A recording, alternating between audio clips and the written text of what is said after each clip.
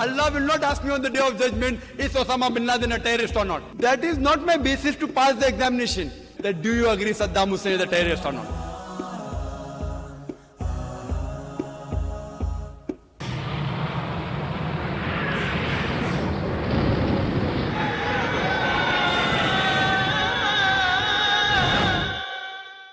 আসসালামু আলাইকুম।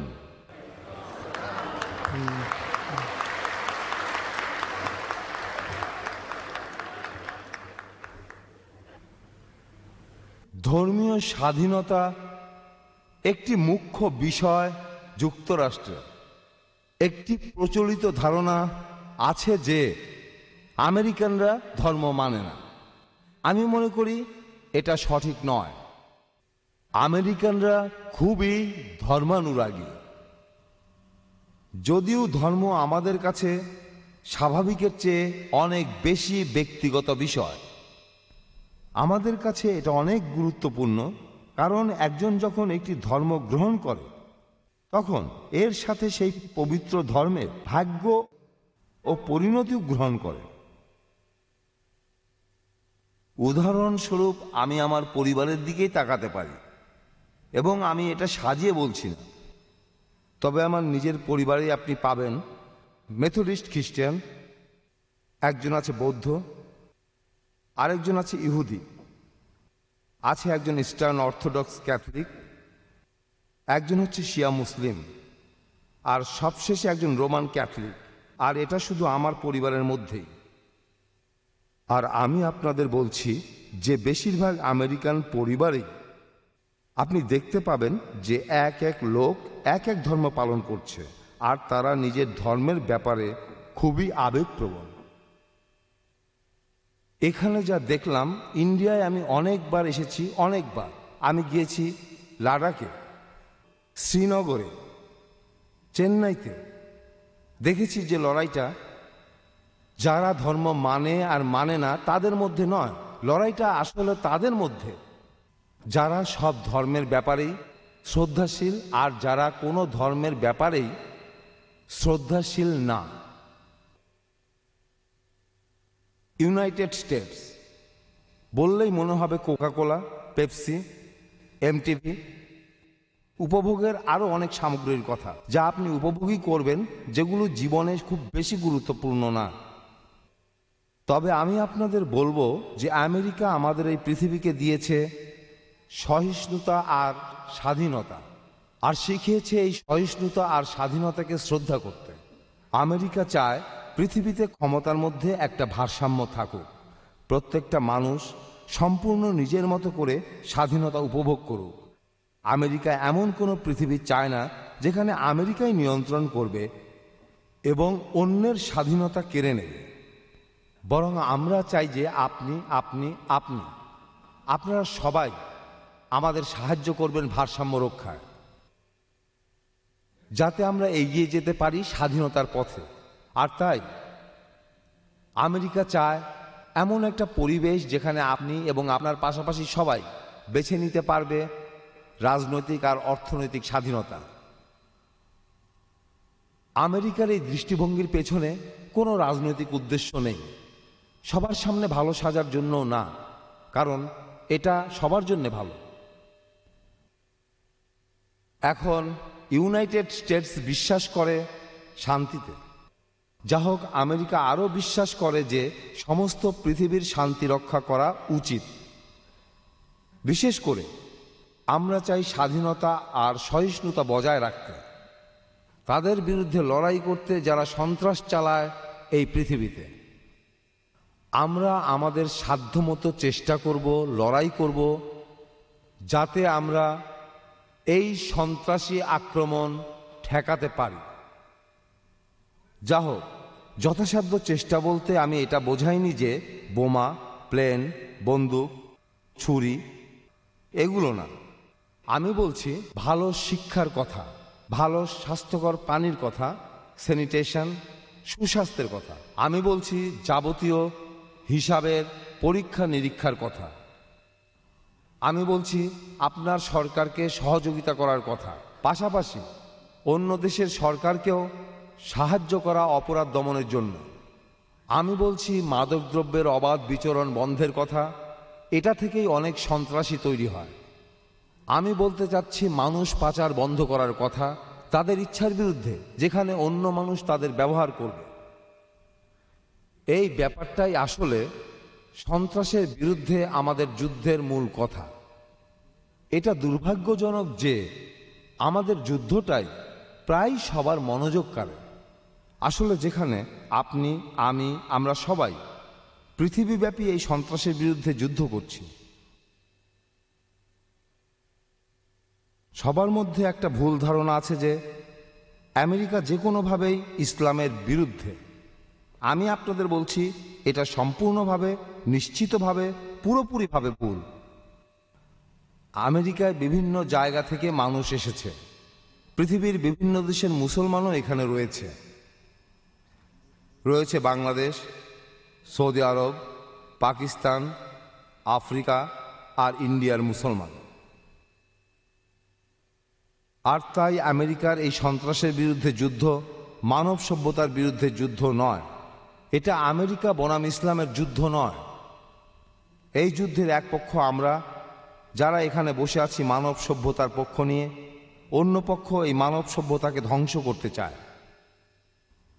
এই সব বিপদের মোকাবেলা করতে আর আমাদের আশা জাগিয়ে রাখতে আমেরিকা আগেও আর এখনও জাতিসংঘ আর অন্যান্য আন্তর্জাতিক সংস্থার সাথে কাঁধে কাঁধ মিলিয়ে কাজ করে যাচ্ছে। এছাড়াও কাজ করে যাচ্ছে ইন্ডিয়ার মতো দেশের সাথে সন্ত্রাসের বিরুদ্ধে যুদ্ধ করার জন্য। আমরা জানি যে শুধু এক পক্ষের দৃষ্টিভঙ্গি, এমনকি সেটা যদি আমেরিকার দৃষ্টিভঙ্গি হয় সেটা যথেষ্ট নয়। আমরা আপনার দৃষ্টিভঙ্গিটাও জানতে চাই। আর তাই, কারণ আমরা জানি যে গণতন্ত্র পুরোপুরি নিখুঁত নয়, কারণ আমরা মনে করি যে স্বাধীনতার প্রতি সহিষ্ণুতা গণতন্ত্রের মূল কথা।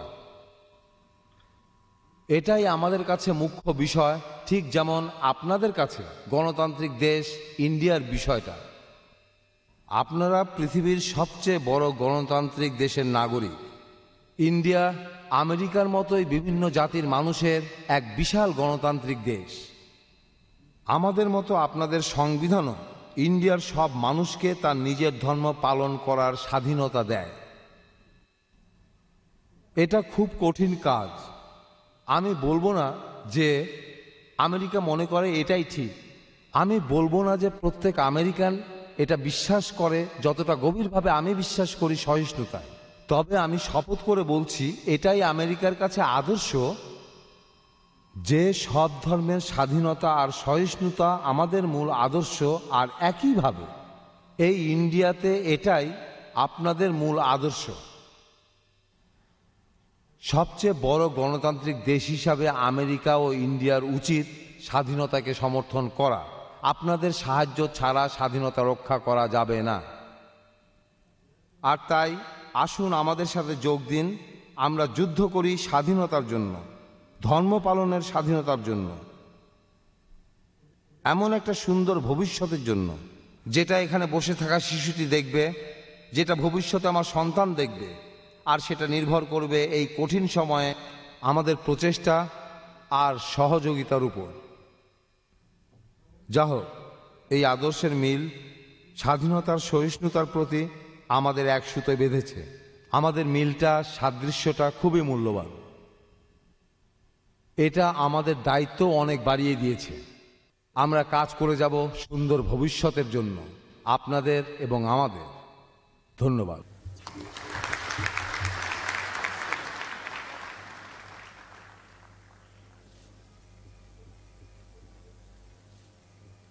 আসসালামু আলাইকুম।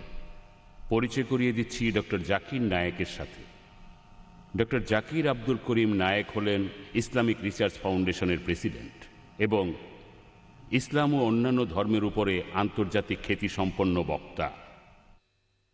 তার প্রেরণাতেই ইসলামিক রিসার্চ ফাউন্ডেশনের এই প্রচেষ্টা ইসলামকে সঠিকভাবে বুঝতে পারা আর ইসলাম সম্পর্কে মানুষের মধ্যে বিভিন্ন ভুল ধারণাগুলি দূর করা। এখন তিনি ইসলামের সত্যগুলো পৃথিবীর মানুষের সামনে তুলে ধরতে চান। মাত্র ৩৬ বছর বয়সী ডক্টর জাকির ইসলামের বিভিন্ন বিষয়ের ব্যাখ্যা দেন আর অকাট্যভাবে ইসলামের ভুল ধারণাগুলি খণ্ডন করেন পবিত্র কোরআন আর সহি হাদিসের উদ্ধৃতি দিয়ে, যুক্তি, বুদ্ধি আর বিজ্ঞান দিয়ে। ডক্টর জাকির নায়েক প্রচুর উদ্ধৃতি দেন পবিত্র কোরআন আর অন্যান্য ধর্মের বিভিন্ন গ্রন্থ থেকে। ডক্টর জাকির বিখ্যাত তার সুচিন্তিত মতামত এবং স্বতঃস্ফূর্ত আর অকাট্য উত্তরের জন্য। যেখানে দর্শকরা তাকে প্রশ্ন করেন, তার বক্তৃতার পরে কেউ কোনো সন্দেহ দূর করতে চান অথবা কোনো কিছু জানতে চান প্রশ্নের মাধ্যমে। তিনি ৬০০-রও বেশি বক্তৃতা দিয়েছেন গত ৬ বছরে পৃথিবীর বিভিন্ন দেশে, বিভিন্ন প্রদেশে। তিনি ইসলাম এবং বিভিন্ন ধর্মের উপর অনেক বই লিখেছেন। ধন্যবাদ। আলহামদুলিল্লাহ ওয়াসসালাতু ওয়াসসালাম আলা রাসূলিল্লাহ ওয়া আলা আলিহি ওয়া সাহবিহি আজমাইন, আম্মা বাদ। আউযু বিল্লাহি মিনাশ শাইতানির রাজীম, বিসমিল্লাহির রহমানির রহিম।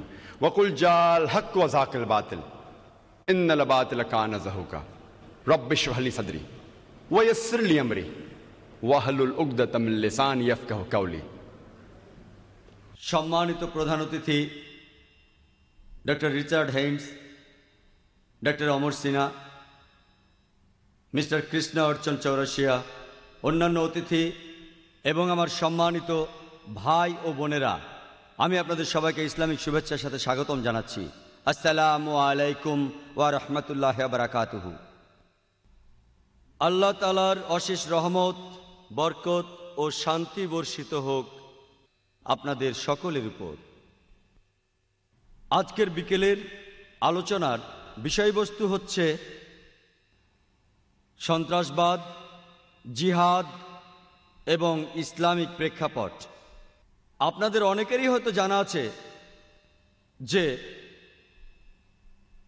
সমগ্র বিশ্বের শতকরা ২০ জনেরও বেশি লোক হচ্ছে মুসলমান, অর্থাৎ পৃথিবীর ১/৫ লোক হচ্ছে মুসলমান।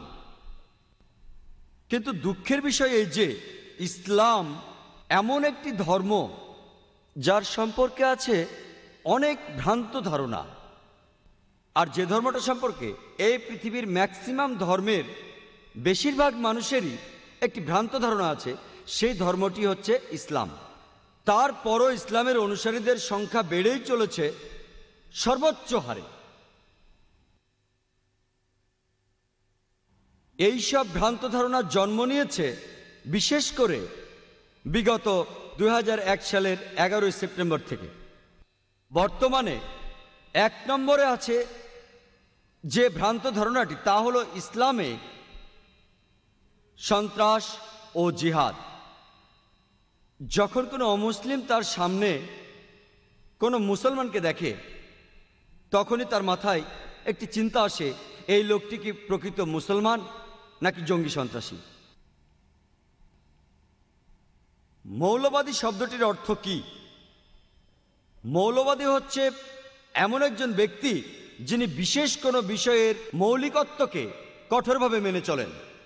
উদাহরণস্বরূপ, যদি কোনো ডাক্তারকে ভালো ডাক্তার হতে হয় তবে তাকে অবশ্যই চিকিৎসা শাস্ত্রের মৌলিকত্ব সম্পর্কে ভালোভাবে জানতে হবে। আর যদি সে একজন মৌলবাদী না হয় তাহলে সে কখনোই ভালো ডাক্তার হতে পারবে না। একজন বিজ্ঞানীকে ভালো বিজ্ঞানী হতে হলে বিজ্ঞানের মৌলিক বিষয় সম্পর্কে তাকে ভালোভাবে জানতে হবে, আর যদি সে ভালোভাবে না জানে তাহলে সে ভালো বিজ্ঞানী হতে পারবে না। একজন গণিতবিদের ক্ষেত্রেও বিষয়টি একই।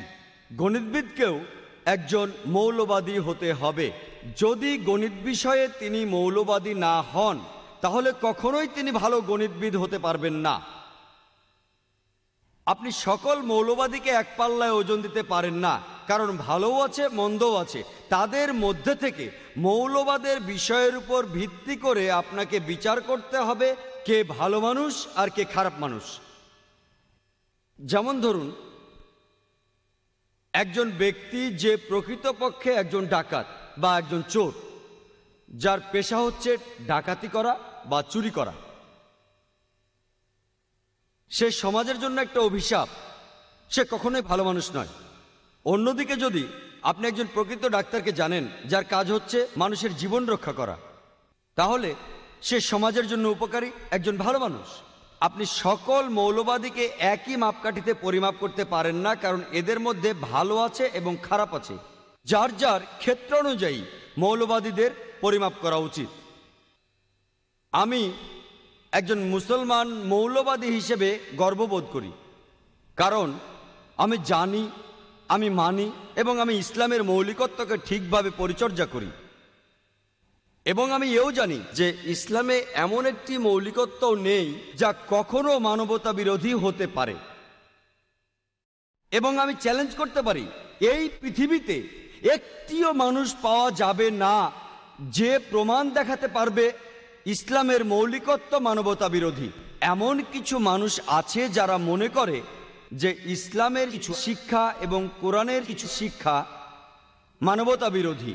কিন্তু আপনি যখন এর একটি প্রাসঙ্গিক ব্যাখ্যা করবেন, এর প্রেক্ষাপট তুলে ধরবেন, তখন একটি লোকও আপনি খুঁজে পাবেন না যে বলবে ইসলামের মৌলিকত্বের মধ্যে মানবতা বিরোধী কিছু আছে। এই কারণে আমি গর্ব করে বলতে পারি যে আমি একজন মৌলবাদী মুসলমান, এবং আমি জোর দিয়ে বলতে পারি যে একজন হিন্দুকে হিন্দু ধর্মে পরিপূর্ণতা লাভ করতে হলে তার ধর্মে তাকে মৌলবাদী হতে হবে, নইলে সে পরিপূর্ণ হিন্দু নয়। একজন খ্রিস্টানকে খ্রিস্টান ধর্মে তার জীবনে পরিপূর্ণতা আনতে হলে তাকে খ্রিস্টান ধর্মে মৌলবাদী হতে হবে, নইলে সে ভালো খ্রিস্টান নয়। যদি আপনারা পড়েন ওয়েবস্টারের অভিধানটি, তাহলে জানতে পারবেন যে মৌলবাদ শব্দটি প্রথম আবিষ্কারের পর একদল আমেরিকান খ্রিস্টানের পরিচয়ের জন্য সেটি ব্যবহার হতো, যাদের বলা হতো প্রোটেস্ট্যান্ট খ্রিস্টান। সেটি বিংশ শতাব্দীর শুরুর দিকে, কারণ তারা গির্জার প্রতি আপত্তি জানায়। পূর্বে খ্রিস্টান গির্জায় এটা বিশ্বাস ছিল যে বাইবেলের আদেশ সব ছিল খোদা প্রদত্ত, কিন্তু প্রোটেস্ট্যান্ট খ্রিস্টানরা প্রতিবাদ করে এবং বলে যে শুধু বাইবেলের আদেশই নয়, আদেশ, শব্দ, বর্ণ সব খোদা প্রদত্ত। যদি কোনো ব্যক্তি প্রমাণ করতে পারে যে বাইবেলের শব্দগুলো খোদা প্রদত্ত, তাহলে সে মৌলবাদীদের পদক্ষেপ সফল পদক্ষেপ। আর যদি কেউ প্রমাণ করতে পারে যে বাইবেলের শব্দগুলো খোদা প্রদত্ত নয়, তাহলে সেটি ভালো পদক্ষেপ নয়।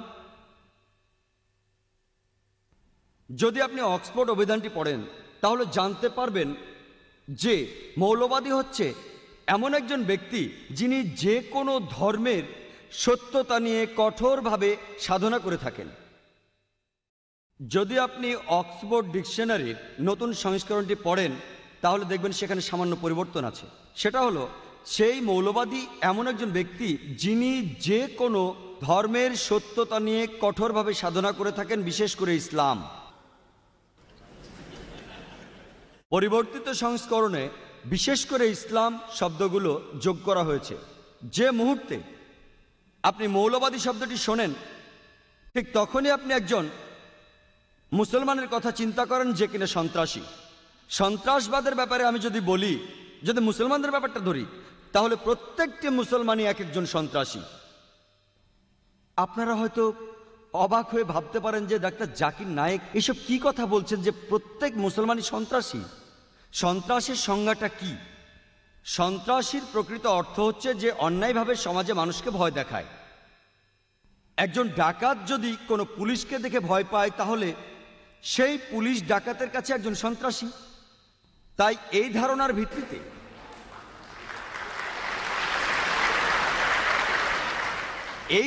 ভিত্তিতে ডাকাতের কাছে প্রতিটি মুসলমানই এক একজন সন্ত্রাসী। যখন একজন ডাকাত মুসলমানকে দেখে তখন সে ভয় পায়, যখন একজন ধর্ষণকারী মুসলমানকে দেখে তখন সে ভয় পায়। এইভাবে প্রতিটি অসামাজিক কার্যকলাপে প্রত্যেকটি মুসলমানের এক একজন সন্ত্রাসী হওয়া উচিত। আমি মনে করি সন্ত্রাসী শব্দটি এমন একজন ব্যক্তির ক্ষেত্রে প্রযোজ্য যে অন্য কোনো নিরীহ ব্যক্তিকে ভয়ভীতি প্রদর্শন করে। এক্ষেত্রে কোনো মুসলমান কোনো নিরীহ ব্যক্তিকে ভয়ভীতি প্রদর্শন করে না। মুসলমানদের উচিত পরিকল্পনা অনুসারে অসামাজিক কাজের বিরুদ্ধে রুখে দাঁড়ানো,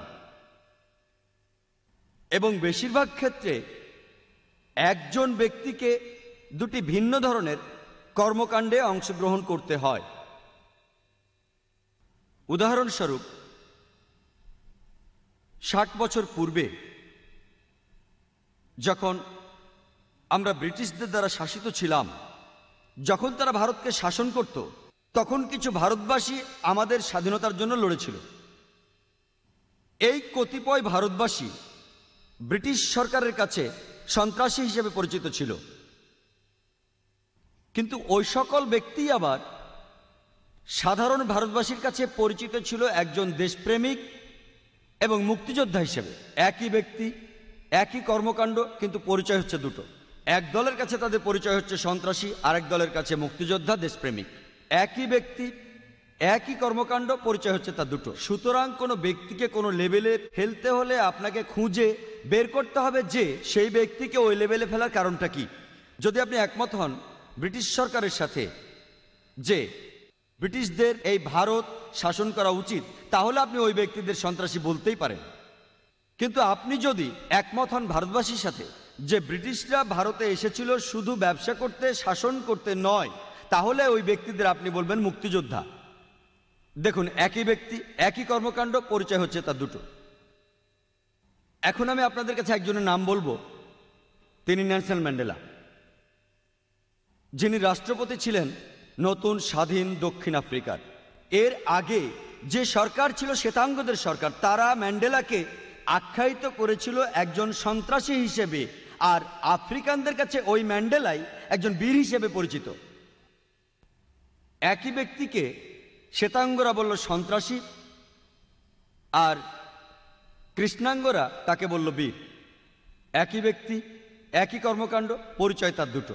যদি আপনি একমত হন দক্ষিণ আফ্রিকার শ্বেতাঙ্গ সরকারের সাথে যে আপনার গায়ের রং আপনাকে সর্বশ্রেষ্ঠ করেছে এবং আপনার গায়ের রংটি হচ্ছে সাদা, তাহলে আপনি নেলসন ম্যান্ডেলাকে এই পৃথিবীর শ্রেষ্ঠ সন্ত্রাসী মনে করতে পারেন। কিন্তু আপনি যদি একমত হন আফ্রিকানদের, অর্থাৎ দক্ষিণ আফ্রিকার অধিবাসীদের সাথে যে আপনার গায়ের রং আপনাকে সর্বশ্রেষ্ঠ করে না, যেমন আল কোরআনের সূরা হুজুরাতের 13 নম্বর আয়াতে বলা হয়েছে যে या अय्युहन नासु इन्ना खलकनाकुम मिन ज़क्रिन व उनसा व जअलनाकुम शुऊबन व क़बाइला लितारफू इन्ना अक्रमकुम इनदल्लाहि अत्क़ाकुम इन्नल्लाह अलीमुन खबीर। হে মানব জাতি, আমি তোমাদের সৃষ্টি করেছি এক জোড়া নরনারী থেকে এবং তোমাদের বিভক্ত করেছি জাতি ও গোত্রে, যাতে তোমরা একে অপরকে চিনতে পারো, অন্যের সহিত পরিচিত হতে পারো। এবং আল্লাহ তাআলার চোখে সবচেয়ে সম্মানিত ব্যক্তি হলেন মুত্তাকি। আল্লাহ মানুষের বর্ণ, লিঙ্গ, সম্পদের উপর বিচার করেন না, বিচার করেন তাকওয়ার উপর। এটা হলো নিরপেক্ষতা, ধর্মতান্ত্রিকতা এবং খোদার প্রতি সচেতনতা। আপনি যদি কোরআনের সাথে একমত হন এবং যেভাবে আমাদের মহানবী সাল্লাল্লাহু আলাইহি ওয়াসাল্লাম বিদায় হজ্জের সময় বলেছিলেন যে আজ থেকে সমস্ত ভেদাভেদ শেষ হয়ে গেল, তিনি বলেন অনারবদের কাছে আরবরা শ্রেষ্ঠ নয়, আরবদের কাছে অনারবরা শ্রেষ্ঠ নয়, শ্বেতাঙ্গদের কাছে কৃষ্ণাঙ্গরা শ্রেষ্ঠ নয়, কৃষ্ণাঙ্গদের কাছে শ্বেতাঙ্গরা শ্রেষ্ঠ নয়, একমাত্র নৈতিক মূল্যবোধ ছাড়া। তাই যদি আপনি কোরআনের দৃষ্টি এবং আমাদের প্রিয় নবী হযরত মুহাম্মদ সাল্লাল্লাহু আলাইহি সাল্লামের সঙ্গে একমত হন, তাহলে আপনি ম্যান্ডেলাকে সন্ত্রাসী না বলে এমন একজন ব্যক্তি হিসেবে আখ্যায়িত করবেন যে তার অধিকারের জন্য লড়াই করেছে।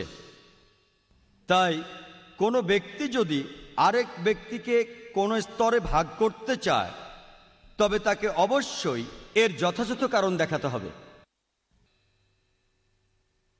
ইসলামে আলোচিত ভুল ধারণাগুলোর মধ্যে দ্বিতীয় আলোচ্য বিষয়টি হচ্ছে জিহাদ। এবং জিহাদের অর্থ সম্বন্ধে শুধুমাত্র অমুসলমানদের মাঝে নয়, এমনকি মুসলমানদের মাঝেও ভুল ধারণা আছে। বেশিরভাগ মানুষই, মুসলমান হোক আর অমুসলমানই হোক, তারা মনে করে যে কোনো মুসলমান যুদ্ধ করুক, যে কোনো যুদ্ধ যে কোনো কারণেই করুক না কেন, সেটা যে কোনো ব্যক্তিগত ব্যাপারে হতে পারে, রাজনৈতিক ব্যাপারে হতে পারে, দেশের ব্যাপারে হতে পারে, ভাষাগত ব্যাপারে হতে পারে। যে কোনো কারণে মুসলমান যুদ্ধ করলেই সেটা হলো জেহাদ। অমুসলমানরা এবং এমনকি মুসলমানরাও একটি ভুল করে যে কোনো মুসলমান যুদ্ধ করলেই তাকে নাম দেয় জিহাদ। এই জিহাদ শব্দটি এসেছে আরবি শব্দ জাহদা থেকে, যার মানে চেষ্টা করা, যার মানে পরিশ্রম করা, যার মানে উদ্যমী হওয়া। এবং ইসলামিক অভিধান অনুযায়ী জিহাদ শব্দটির অর্থ কারো অসৎ প্রবৃত্তির বিরুদ্ধে সর্বশক্তি দিয়ে লড়াই করা। জিহাদের অর্থ হলো চেষ্টা করা, সমাজের উন্নতি করা। এর মানে যুদ্ধক্ষেত্রে যুদ্ধ করে আত্মরক্ষা করাকেও বোঝায় এবং এর অর্থ অন্যায় এবং অত্যাচারের বিরুদ্ধে লড়াই করা। জিহাদ যে মূল শব্দ জাহদা থেকে এসেছে, তার অর্থ পরিশ্রম করা, তার অর্থ চেষ্টা করা। উদাহরণস্বরূপ, যদি কোনো ছাত্র চেষ্টা করে পরীক্ষায় পাশ করার জন্য, তাহলে তাকে আরবিতে বলে সে জিহাদ করছে, সে চেষ্টা করছে, পরীক্ষায় পাশের জন্য সে পরিশ্রম করছে। যদি কোনো চাকুরিজীবী চেষ্টা করে পরিশ্রম করে তার মনিবকে খুশি করার জন্য, সেটা ভালো কাজ দিয়ে করুক আর খারাপ কাজ দিয়ে করুক, সেটাই হলো জেহাদ। একজন চাকুরিজীবী তার সর্বশক্তি দিয়ে তার মালিককে খুশি করার জন্য চেষ্টা করে যাচ্ছে, সেটাই হচ্ছে জেহাদ। জেহাদ মানে সর্বশক্তি দিয়ে চেষ্টা করা। কোনো রাজনীতিবিদ যদি চেষ্টা করে ভোট পাওয়ার জন্য, সেটা ভালোভাবেই হোক আর খারাপভাবেই হোক, সেটাকেই বলা হচ্ছে আরবিতে জিহাদ। জিহাদ সম্পর্কে আরও একটি ভুল ধারণা মানুষের মধ্যে আছে। যে কোনো মানুষই ভাবে, মুসলমান হোক আর অমুসলমান হোক, যে জিহাদ শুধুমাত্র মুসলমানরাই করে থাকে। মূলত কোরআনের বাণীতে আল্লাহ সুবহানাহু ওয়া তাআলা বলেছেন যে অমুসলমানেরাও জিহাদ করে।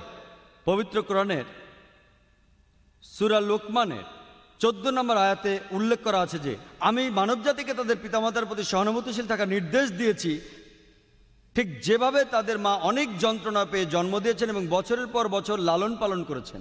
এরপর সূরা লোকমানের 15 নম্বর আয়াতে উল্লেখ করা হয়েছে যে কিন্তু যদি তারা চেষ্টা করে, মানে তোমাদের পিতামাতা যদি চেষ্টা করে, তোমাদের চাপ দেয় অন্য কারো ইবাদত করার জন্য আল্লাহ ছাড়া, মানে আল্লাহ ব্যতীত, যাদের সম্পর্কে তোমাদের কোনো ধারণা নেই। কোরআনে আছে যদি তোমাদের পিতামাতা তোমাদের চাপ দেয়, চেষ্টা করে, জিহাদ করে, আল্লাহ ছাড়া অন্য কারো ইবাদত করানোর চেষ্টা করে, তাহলে তাদের অমান্য করো। যেহেতু কোরআনে বলেছে অমুসলিমরাও জিহাদ করে, একই কথা রিপিট হয়েছে পবিত্র কোরআনের সূরা আনকাবুতের 8 নম্বর আয়াতে। বলা হয়েছে মানবজাতিকে নির্দেশ দেওয়া হয়েছে যে তোমাদের পিতামাতা যদি সর্বশক্তিমান আল্লাহ ব্যতীত অন্য কারো ইবাদত করানোর চেষ্টা করে, চাপ সৃষ্টি করে বা জিহাদ করে, যাদের সম্বন্ধে তোমাদের কোনো ধারণা নেই, তবে পিতামাতার আদেশ অমান্য করো, কিন্তু তাদের প্রতি সহানুভূতিশীল থাকো। অর্থাৎ আমরা কোরআন থেকে জানতে পারলাম এমনকি অমুসলিমরাও জিহাদ করে। আবার পবিত্র কোরআনের সূরা আল নিসার 76 নম্বর আয়াতে উল্লেখ করা হয়েছে যে ঈমানদারগণ যুদ্ধ করেন আল্লাহ সুবহানাহু ওয়া তাআলার পথে, আর কাফিররা যুদ্ধ করে শয়তানের পথে। তাই যুদ্ধ করো শয়তানের ভাইদের বিরুদ্ধে। এখানে আরো বলা হচ্ছে যে শয়তান লোকেরা তারাও জিহাদ করে। তাহলে জিহাদ একটা আরবি শব্দ যার অর্থ হলো চেষ্টা করা, সংগ্রাম করা। উপযুক্ত কারণে যদি বিশ্বাসীরা তারা আল্লাহর পথে সংগ্রাম করে, তাকে বলা হয় জিহাদ ফি সাবিলিল্লাহ। আর খারাপ লোকেরা তারা সংগ্রাম করে শয়তানের পথে, তাকে বলা হয় জিহাদ ফি সাবি শয়তান। তাহলে জিহাদ দুই প্রকার, ভালো জিহাদ আর খারাপ জিহাদ। সংগ্রাম করা ভালোর জন্য, সংগ্রাম করা খারাপ কিছুর জন্য। তবে ইসলামের নিয়ম অনুযায়ী যদি তেমন কিছু বলা না হয়, তখন ধরে নেওয়া হয় যে এই জিহাদ ভালো কিছুর জন্য, এই জিহাদ ফি সাবিলিল্লাহ, এই জিহাদ আল্লাহ সুবহানাহু ওয়া তাআলার পথে। আল্লাহ বিশেষভাবে বলেছেন যদি কিছু বলা না হয়, এটা ধরে নেওয়া হয় যে যখনই জিহাদের কথা উল্লেখ করা হবে, এটার অর্থ জিহাদ ফি সাবিলিল্লাহ, এই জিহাদ আল্লাহ সুবহানাহু ওয়া তাআলার পথে। আরও একটা ভুল ধারণা আছে, বেশিরভাগ মানুষই হোক সে মুসলিম বা অমুসলিম, তারা মনে করেন যে জিহাদ মানে পবিত্র যুদ্ধ। সত্যি বলতে কি, যদি আপনি কোরআন পড়েন, পবিত্র যুদ্ধ শব্দটা কোথাও লেখা নেই পবিত্র কোরআনে। আপনি কোথাও পাবেন না পবিত্র যুদ্ধ শব্দটি। একটি সহিহ হাদিসও পাবেন না যেখানে এই কথাটি বলেছেন হযরত মুহাম্মদ সাল্লাল্লাহু আলাইহি ওয়াসাল্লাম। আরবি অনুবাদ করলে হলিওয়ার ইংরেজি শব্দের অর্থ দাঁড়ায় যে হারবুম মুকাদ্দাসা, যার অর্থ পবিত্র যুদ্ধ। এই শব্দটা কোথাও উল্লেখ নেই পবিত্র কোরআনের, কোথাও উল্লেখ নেই, একটি হাদিসেও নেই হযরত মুহাম্মদ সাল্লাল্লাহু আলাইহি সাল্লামের। এই শব্দটা পবিত্র যুদ্ধ প্রথম ব্যবহার করেছিল ওরিয়েন্টালিস্টরা, যখন তারা বই লিখতে শুরু করলো ইসলামের উপর। আর দুর্ভাগ্যজনকভাবে অনেক মুসলমান পণ্ডিত, এমনকি তারাও জিহাদের অনুবাদ করেন পবিত্র যুদ্ধ। এটা দুর্ভাগ্যজনক। যদি কেউ একজন ভুল করে ব্যাখ্যা দেয় ইসলামের কোনো কিছু, দুর্ভাগ্যজনকভাবে অনেক মুসলমান পণ্ডিত, এমনকি তারাও ইংরেজিতে অনুবাদ করেন আর মনে করেন যে জিহাদ শব্দটির সবচেয়ে কাছাকাছি ইংরেজি হলো হলিওয়ার। এটা সম্পূর্ণ ভুল। যে শব্দটার উল্লেখ আছে কোরআনে সেটা হলো যুদ্ধ, যার আরবি হলো কিতাল, যার অর্থ হত্যা করা। এবং এখানেও যুদ্ধ দুই প্রকার, হত্যা করা দুই প্রকার, ভালোর জন্য যুদ্ধ, খারাপের জন্য যুদ্ধ। পবিত্র কোরআনে উল্লেখ আছে সূরা নিসার ৭৬ নম্বর আয়াতে যে বিশ্বাসীরা তারা যুদ্ধ করে আল্লাহ সুবহানাহু ওয়া তাআলার পথে, তারা যুদ্ধ করে আল্লাহ সুবহানাহু ওয়া তাআলার পথে, আর অবিশ্বাসীরা তারা যুদ্ধ করে শয়তানের পথে। তাহলে বিশ্বাসীরা তারা যুদ্ধ করে শয়তানের ভাইদের বিরুদ্ধে, তার অর্থ খারাপ লোকেরা তারা যুদ্ধ করে শয়তানের পথে, আর ভালো লোকেরা তারা যুদ্ধ করে মহান স্রষ্টার পথে। তাহলে জিহাদ কোনোভাবেই পবিত্র যুদ্ধ নয়। আর কিতালের অর্থ যুদ্ধ করা, কিতাল ফি সাবিলিল্লাহ অর্থ যুদ্ধ করা আল্লাহ সুবহানাহু ওয়া তাআলার পথে, আর কিতাল ফি সাবি শয়তান অর্থ যুদ্ধ করা শয়তানের পথে। জিহাদ শব্দটা কোরআনে উল্লেখ করা হয়েছে অনেকবার বিভিন্ন প্রসঙ্গে।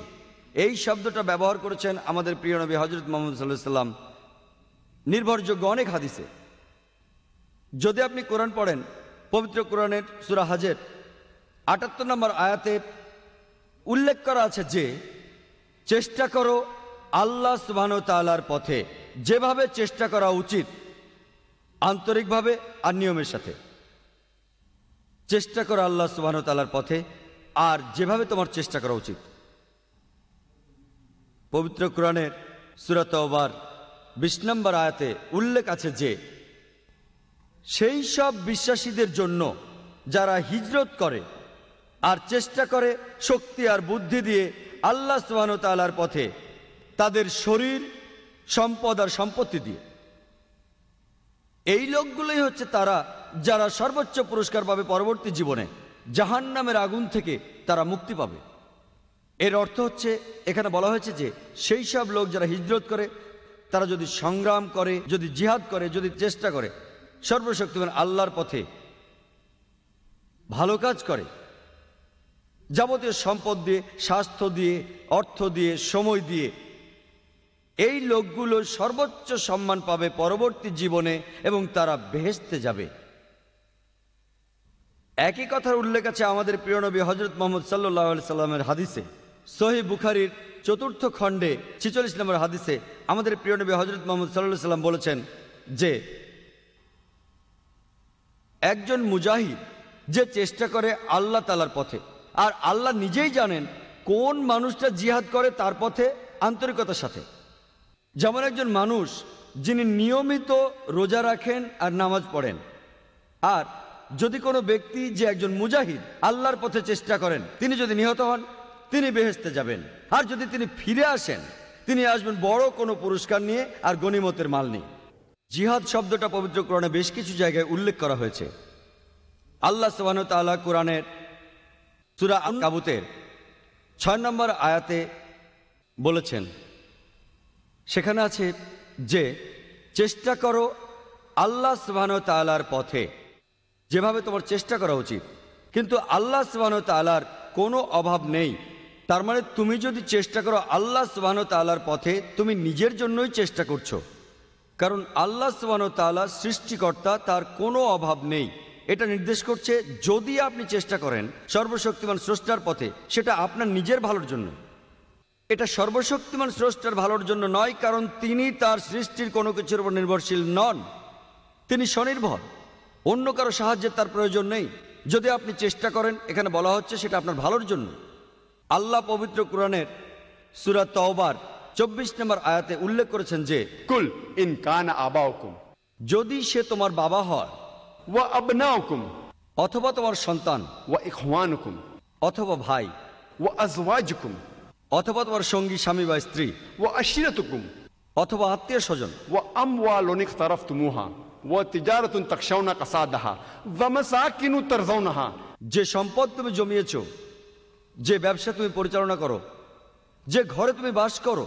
আল্লাহ বলেছেন তোমার যা কিছু গুরুত্বপূর্ণ, তোমার বাবা, তোমার সন্তান, তোমার ভাই, তোমার স্বামী বা স্ত্রী, তোমার আত্মীয় স্বজন, যে সম্পদ তুমি জমিয়েছো, যে ব্যবসা দিয়ে তুমি রোজগার করো, যে ঘরে তুমি বাস করো, তোমার কাছে আর কি গুরুত্বপূর্ণ? আল্লাহ আরো বলছেন अहब्बा इलैकुम मिनल्लाहि व रसूलिहि व जिहादिन फी सबीलिहि, তুমি যদি এই 8টা জিনিসকে বেশি ভালোবাসো আল্লাহ থেকে, তার নবী থেকে, এবং আল্লাহ সুবহানাহু ওয়া তাআলার পথে জিহাদ করো।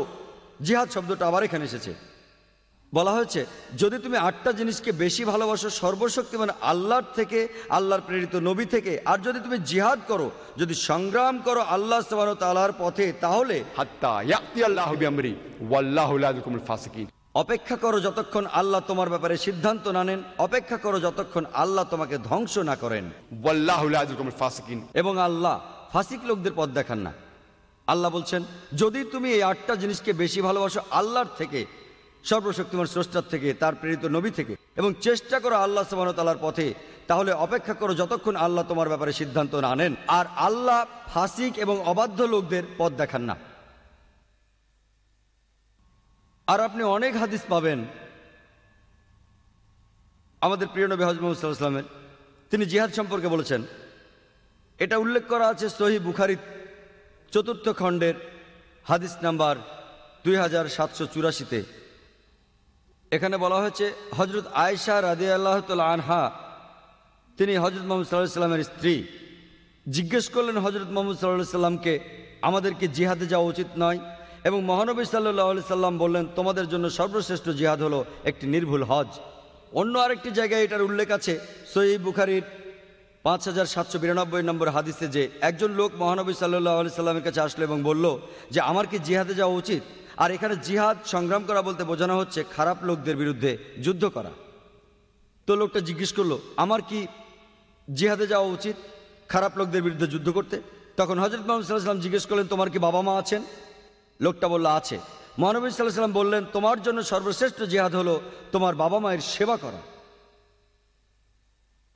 অন্য আরেকটি জায়গায় যেটার উল্লেখ আছে সুনান নিসাইতে হাদিস নাম্বার 4209, যে এক লোক মহানবী সাল্লাল্লাহু আলাইহি ওয়াসাল্লামকে জিজ্ঞেস করলো কোন জিহাদটি সর্বশ্রেষ্ঠ জিহাদ, এবং তিনি বললেন শ্রেষ্ঠ জিহাদ হচ্ছে সেই জিহাদ সব সময় সত্য কথা বলতে হবে অত্যাচারী শাসকের বিরুদ্ধে। এখানে আপনারা দেখলেন যে বিভিন্ন পরিস্থিতির কারণে সর্বশ্রেষ্ঠ জিহাদ, The best type of struggling keeps on differing.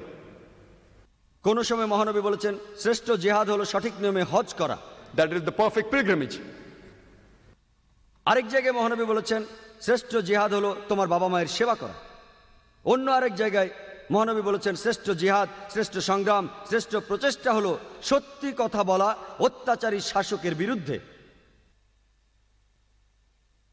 এবং প্রিয় নবী মুহাম্মদ সাল্লাল্লাহু আলাইহি ওয়াসাল্লাম বলেছেন, এটার উল্লেখ আছে সহিহ ইবনে হাব্বানে, যে মহানবী বলেছেন একজন মুজাহিদ যে চেষ্টা করে, একজন মুজাহিদ সেই ব্যক্তি যে চেষ্টা করে নিজের বিরুদ্ধে যুদ্ধ করে আল্লাহ সুবহানাহু ওয়া তাআলার কারণে, এবং আরেকজন মুহাজির যে দেশ ত্যাগ করে, হিজরত করে মন্দ থেকে ভালোর দিকে। এখানে আপনি পাবেন যে জিহাদ বিভিন্ন প্রসঙ্গে ব্যবহার করা হয়েছে, আর পরিস্থিতির উপর নির্ভর করে সর্বশ্রেষ্ঠ জিহাদ বিভিন্ন রকম হয়েছে। তাহলে জিহাদ সম্পর্কে ধারণা পেতে গেলে আপনাকে পড়তে হবে ইসলামের ধর্মগ্রন্থগুলি, অর্থাৎ পবিত্র কোরআন এবং সহিহ হাদিস মহানবী সাল্লাল্লাহু আলাইহি সাল্লামের। এবং এখানে আমরা দেখতে পাই পবিত্র কোরআনে আল্লাহ সুবহানাহু ওয়া তাআলা বলছেন সূরা বাকারার 208 নম্বর আয়াতে উল্লেখ করা আছে, বলা হয়েছে যে या अय्युहल्लज़ीना आमनू उदखुलू फिस्सिल्मी काफ़ा।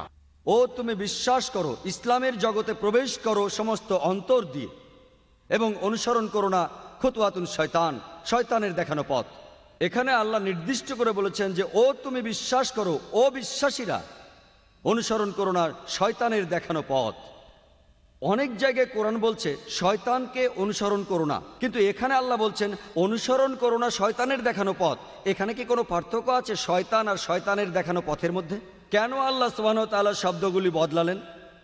এটার কারণ হলো, কারো যদি সামান্যতম ঈমান থাকে, বিশ্বাস থাকে, উদাহরণস্বরূপ বলা যায় যদি কোনো যুবতী মেয়ে আসে এবং তাকে বলে যে চলো আমরা রাতে একসাথে থাকি, যেহেতু লোকটার বিশ্বাস আছে তাই সে বলবে না, কখনোই না, এটা সম্পূর্ণ নিষিদ্ধ, এটা গুনাহ, এবং সে এটা করবে না।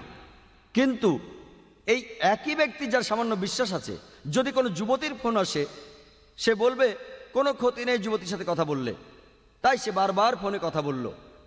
কিছুদিন পর সেই মেয়েটি বলল চলো আমরা একসাথে চা খাই বাইরে, আর কিছুদিন পর সে চা খেতে গেল। তখন সে ম্যাকডোনাল্ডসের মতো কোনো হোটেলে যেতে পারে আর ম্যাকডোনাল্ডসেই গেল। কিছুদিন পর তারা যেতে পারে কোনো রেস্টুরেন্টে ডিনার করার জন্য, এবং আর কিছুদিন পর তারা একসঙ্গে রাত কাটাতে পারে একটা হোটেলে। এটাই হলো খুতুওয়াতুস শয়তান, শয়তানের দেখানো পথ। শয়তান আর শয়তানের দেখানো পথের মধ্যে পার্থক্য, যদি কোনো শয়তান নিজে কারো সামনে আসে যার বিশ্বাস আছে, সে সঙ্গে সঙ্গে শয়তানকে চিনতে পারবে এবং তার থেকে দূরে থাকবে। কিন্তু যদি শয়তানের দেখানো পথ সামনে আসে, এর মধ্যে আকর্ষণ আছে, শুধু একটা মেয়ের সাথে কথা বললে কি সমস্যা, শুধু একটু চা খেলে কি সমস্যা, কোনো সমস্যা নেই, শুধু ম্যাকডোনাল্ডসে বার্গার খাওয়া কোনো সমস্যা নেই, শুধু একটু ডিনার করা কোনো সমস্যা নেই, শুধু একটা রাত থাকা কোনো সমস্যা নেই।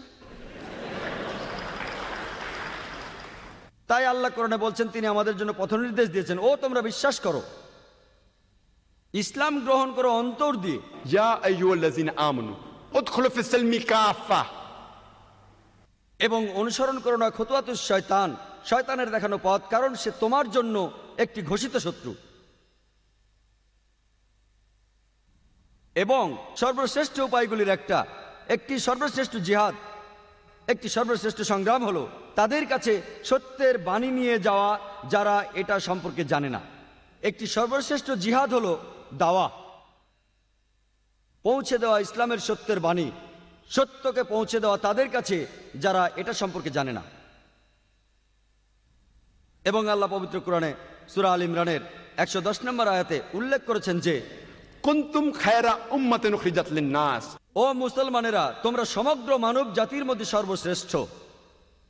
আল্লাহ আমাদের সম্মান দিয়েছেন এবং বলছেন মানব জাতির মধ্যে শ্রেষ্ঠ। কোনো সম্মানই দায়িত্ব ছাড়া আসে না।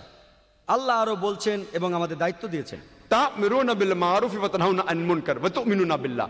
কারণ তুমি উৎসাহিত করো ভালো কাজে, নিষেধ করো খারাপ কাজে, আর তুমি আল্লাহকে বিশ্বাস করো। যে কারণে আল্লাহ সর্বশক্তিমান আমাদের মানব জাতির মধ্যে শ্রেষ্ঠ বলেছেন, সেটা হলো আমরা মানুষকে ভালো কাজে উৎসাহিত করি, খারাপ কাজে নিষেধ করি। যদি আপনি উৎসাহিত না করেন ভালো কাজে, এবং যদি কোনো ব্যক্তিকে নিষেধ না করেন খারাপ কাজ করতে, সে মুসলমান বলে ডাকার যোগ্য নয়, সে এই নামে ডাকার উপযুক্ত নয়। খায়রা উম্মাহ, যারা মানুষের মধ্যে সর্বশ্রেষ্ঠ।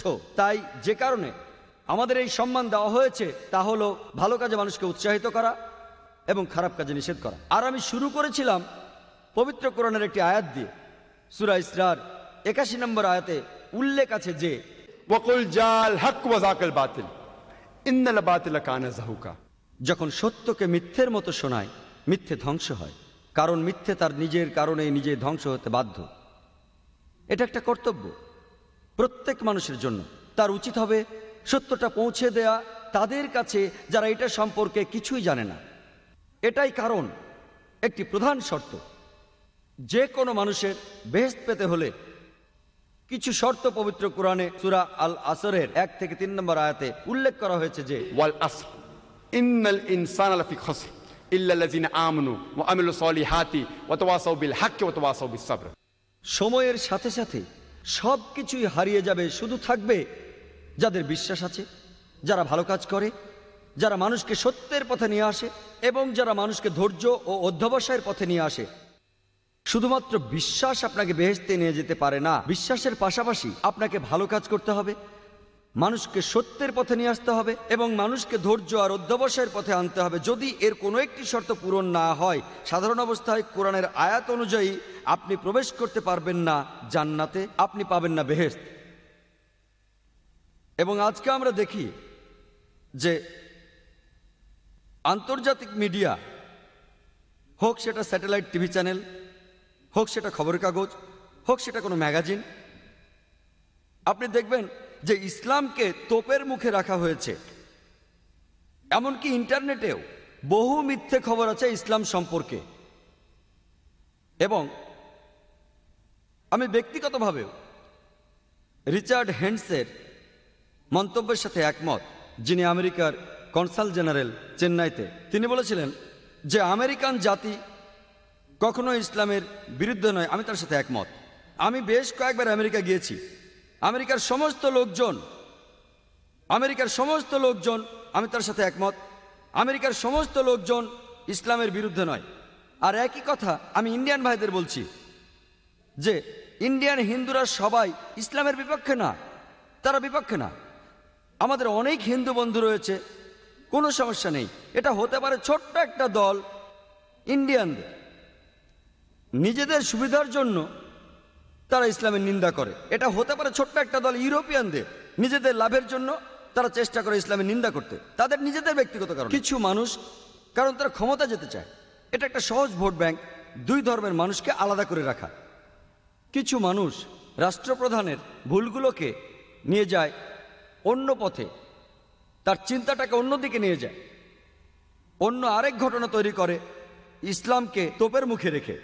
তাই আমি মেনে নিচ্ছি যে সব মিলিয়ে আমেরিকান জাতি ইসলামের বিপক্ষে না, সব মিলিয়ে ইন্ডিয়ান অমুসলিমরা ইসলামের বিপক্ষে না। এটা শুধুমাত্র হাতে গোনা কয়েকজন, আর এই কটা লোকই মিডিয়াকে কন্ট্রোল করছে। আমি ব্যক্তিগতভাবেও রিচার্ড হেন্ডসের মন্তব্যের সাথে একমত, যিনি আমেরিকার কনসাল জেনারেল চেন্নাইতে। তিনি বলেছিলেন যে আমেরিকান জাতি কখনো ইসলামের বিরুদ্ধে নয়। আমি তার সাথে একমত।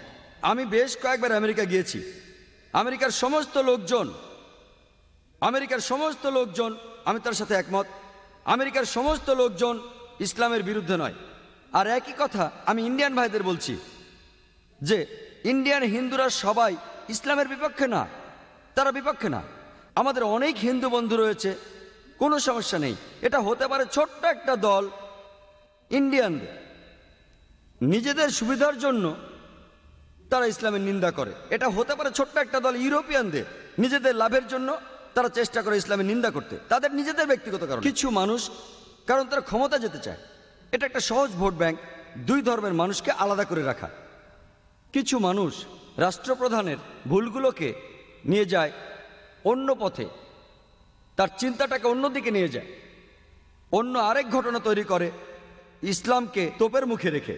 তাহলে আমি এটা মানছি যে জাতি হিসেবে পুরো আমেরিকা ইসলামের বিপক্ষে না, জাতি হিসেবে ভারতের অমুসলিমরা ইসলামের বিপক্ষে না, শুধুমাত্র সিলেক্টেড কিছু লোকজন, আর এই লোকগুলোই মিডিয়াকে কন্ট্রোল করছে। একবার টাইম ম্যাগাজিনে একটা আর্টিকেল এসেছিল এপ্রিল মাসের 16 তারিখ 1979 সালে। লেখা ছিল 60,000-এরও বেশি বই লেখা হয়েছে ইসলামের বিপক্ষে মাত্র 150 বছরের মধ্যে। 60,000-এরও বেশি বই ইসলামের বিপক্ষে লেখা হয়েছে মাত্র 150 বছরের মধ্যে। আপনি যদি হিসেব করেন টাইম ম্যাগাজিনের এই আর্টিকেল অনুযায়ী প্রত্যেক দিন ইসলামের বিপক্ষে একটার বেশি বই লেখা হয়েছে, প্রত্যেক দিন। আর মিডিয়া, আমি মিডিয়াকে দোষ দেব, আর দোষ দেব পলিটিশিয়ানদের। আমাদের আজকের এই সমস্যার জন্য আমার মতে দায়ী, এই সমস্যার জন্য মিডিয়া আর পলিটিশিয়ানরা। আমার কথায় যদি কেউ আহত হয়ে থাকেন তাহলে আমি দুঃখিত, কারণ আমি কাউকে আঘাত করতে চাইনি। এটা জাস্ট আমার মতামত। আপনি যদি মিডিয়াকে ভালো করে দেখেন, আমি জানি এখানে অনেক সাংবাদিক আছেন। সকালেও আমি বলেছিলাম যে অধিকাংশ সাংবাদিকই আছেন সত্যবাদী, আর তারা বেশ ভালো। বিপক্ষে রয়েছে বেশিরভাগ মানুষ, অর্ধেকেরও বেশি। এর মানে কিন্তু সবাই না, এর মানে অর্ধেকেরও বেশি। আর আপনি যদি ভালোভাবে দেখেন যে আজকে বিশেষভাবে মুসলমানদের টার্গেট করছে মিডিয়া। যেমন ধরুন, যদি কোনো মুসলমান মহিলা পরেন হিজাব, সে টার্গেট হবে। একই সাথে গির্জার নানদের দেখেন, তারাও কিন্তু পরে থাকেন একই রকম পোশাক। পুরো শরীর ঢাকা, মুখ আর হাতের কবজি থেকে খোলা থাকে। মানুষ তাদের শ্রদ্ধা করেন কেন? পার্থক্যটা কোথায়? যদি কোনো মুসলমান দাড়ি রাখেন তার মানে হচ্ছে সে সন্ত্রাসী, কিন্তু শিখরা ওরাও দাড়ি রাখে, কোনো সমস্যা নেই। ওরা পাগড়ি পরে, তাতেও সমস্যা নেই।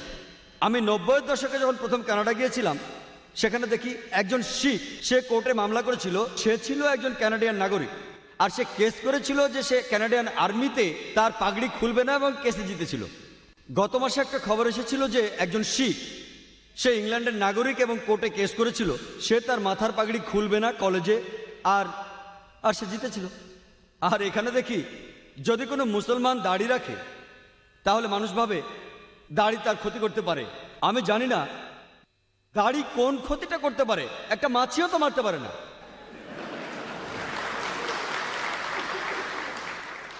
একটা টুপি কি ক্ষতি করতে পারে? কেউ কোনো অস্ত্র নিয়ে ঘুরে বেড়াচ্ছে, তাকে অ্যারেস্ট করুন, ভালো কথা। কেউ সন্দেহজনক কিছু নিয়ে বেড়াচ্ছে, তাকে প্রশ্ন করুন, ভালো কথা। কিন্তু চিন্তা করুন, দাড়ি একটা মাছিরও কিছু করতে পারে না। আর যদি ভালো করে দেখেন, বেশিরভাগ ধর্মেরই ধার্মিক লোকদের দাড়ি আছে। যীশু খ্রিস্ট, যিনি ইসলাম ধর্মেরও একজন নবী, আবার অনেক খ্রিস্টানেরাই উনাকে মনে করে তাদের সৃষ্টিকর্তা, উনারও দাড়ি ছিল। সব সাধু সন্ন্যাসীদেরও দাড়ি আছে। বেশিরভাগ ধর্মেই গুরুত্বপূর্ণ লোকদের, মানে বেশিরভাগ ধার্মিক লোকদের, যদি ধর্মগুলো একটু ভালো করে দেখেন, উপরের সারির দিকে তাদেরও দাড়ি আছে। তাহলে দাড়ি থাকলে সমস্যা কি? আসলে কোনো সমস্যাই নেই। এটা হচ্ছে মিডিয়ার এক ধরনের প্রতারণা।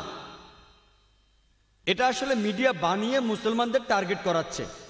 আর এর ফলে এখনকার পৃথিবীর অবস্থা হচ্ছে যে ইসলাম সম্পর্কে একটা ভুল ধারণা আছে, এবং মুসলমানদেরও দোষ দেব যে আমরা তাদের কাছে সত্যি কথাটা পৌঁছে দিতে পারছি না, একেবারে পারছি না। এদিকে কোরআনের বেশ কিছু আয়াত প্রসঙ্গ ছাড়াই উল্লেখ করা হয়েছে। আর কোরআনের একটা বিখ্যাত আয়াত যেখানে সমালোচকরা বলছে যে কোরআন বলছে যদি কোনো অমুসলিমকে দেখো তাকে মেরে ফেলো। আর ইন্ডিয়ার একজন বিখ্যাত সমালোচক যার নাম অরুণ সুরি, তিনি একটা বই লিখেছেন, এ ওয়ার্ল্ড অফ ফতোয়া। তিনি কোরআনের উদ্ধৃতি দিয়ে লিখেছেন, সূরা তাওবার 5 নম্বর আয়াতে উল্লেখ আছে, তার মধ্যে কোরআন বলছে যদি কোনো কাফেরের সাথে দেখা হয়, ব্র্যাকেটের মধ্যে হিন্দু, যদি কোনো কাফেরের সাথে দেখা হয় ব্র্যাকেটে হিন্দু, তাকে মেরে ফেলো, তার বিরুদ্ধে যুদ্ধের সব প্রস্তুতি নিয়ে রাখো। তাহলে ভেবে দেখুন, যদি কোনো সাধারণ নিরীহ হিন্দু এটা পড়ে, কোরআন বলে যদি কোনো হিন্দুর সাথে দেখা হয় তাকে মেরে ফেলো, তাহলে তখনই তার একটা প্রতিক্রিয়া হবে, লোকটা ইসলামের বিরুদ্ধে চলে যাবে। সমস্যা হচ্ছে কিছু হাতে গোনা লোক তাদের নিজেদের উদ্দেশ্য পূরণ করতে চাচ্ছে, কারণ তারাই এই বইগুলো লিখছে, যেমন এ ওয়ার্ল্ড অফ ফতোয়া। ইনিও অন্যান্য সমালোচকদের মতো কোরআনের উদ্ধৃতি দিয়েছেন। প্রথমে সূরা তাওবার 5 নম্বর আয়াত থেকে বলেছেন, আবার 5 নম্বর আয়াত থেকে 7 নম্বরে গেছেন সরাসরি। একজন জ্ঞানী লোক বুঝতে পারবেন কেন এটা করেছে, কারণ 6 নম্বর আয়াতই আসল চাবি, সব অভিযোগের উত্তর সেখানে। শানে নজুল সহ যদি সূরা তাওবা আপনারা পড়েন, এর প্রথম দিকে বলা হচ্ছে একটা শান্তি চুক্তির কথা মুসলমান আর মক্কার মুশরিকদের মধ্যে। এই শান্তি চুক্তিটা ইচ্ছা করে ভেঙেছিল মক্কার মুশরিকরাই। আর তখনই মহান আল্লাহ 5 নম্বর আয়াতে বলেন যে যুদ্ধের ময়দানে যখনই তোমার শত্রুকে দেখতে পাবে, কাফির মানে অবিশ্বাসী শত্রু, যখনই তোমার শত্রুকে দেখতে পাবে ওকে মেরে ফেলো।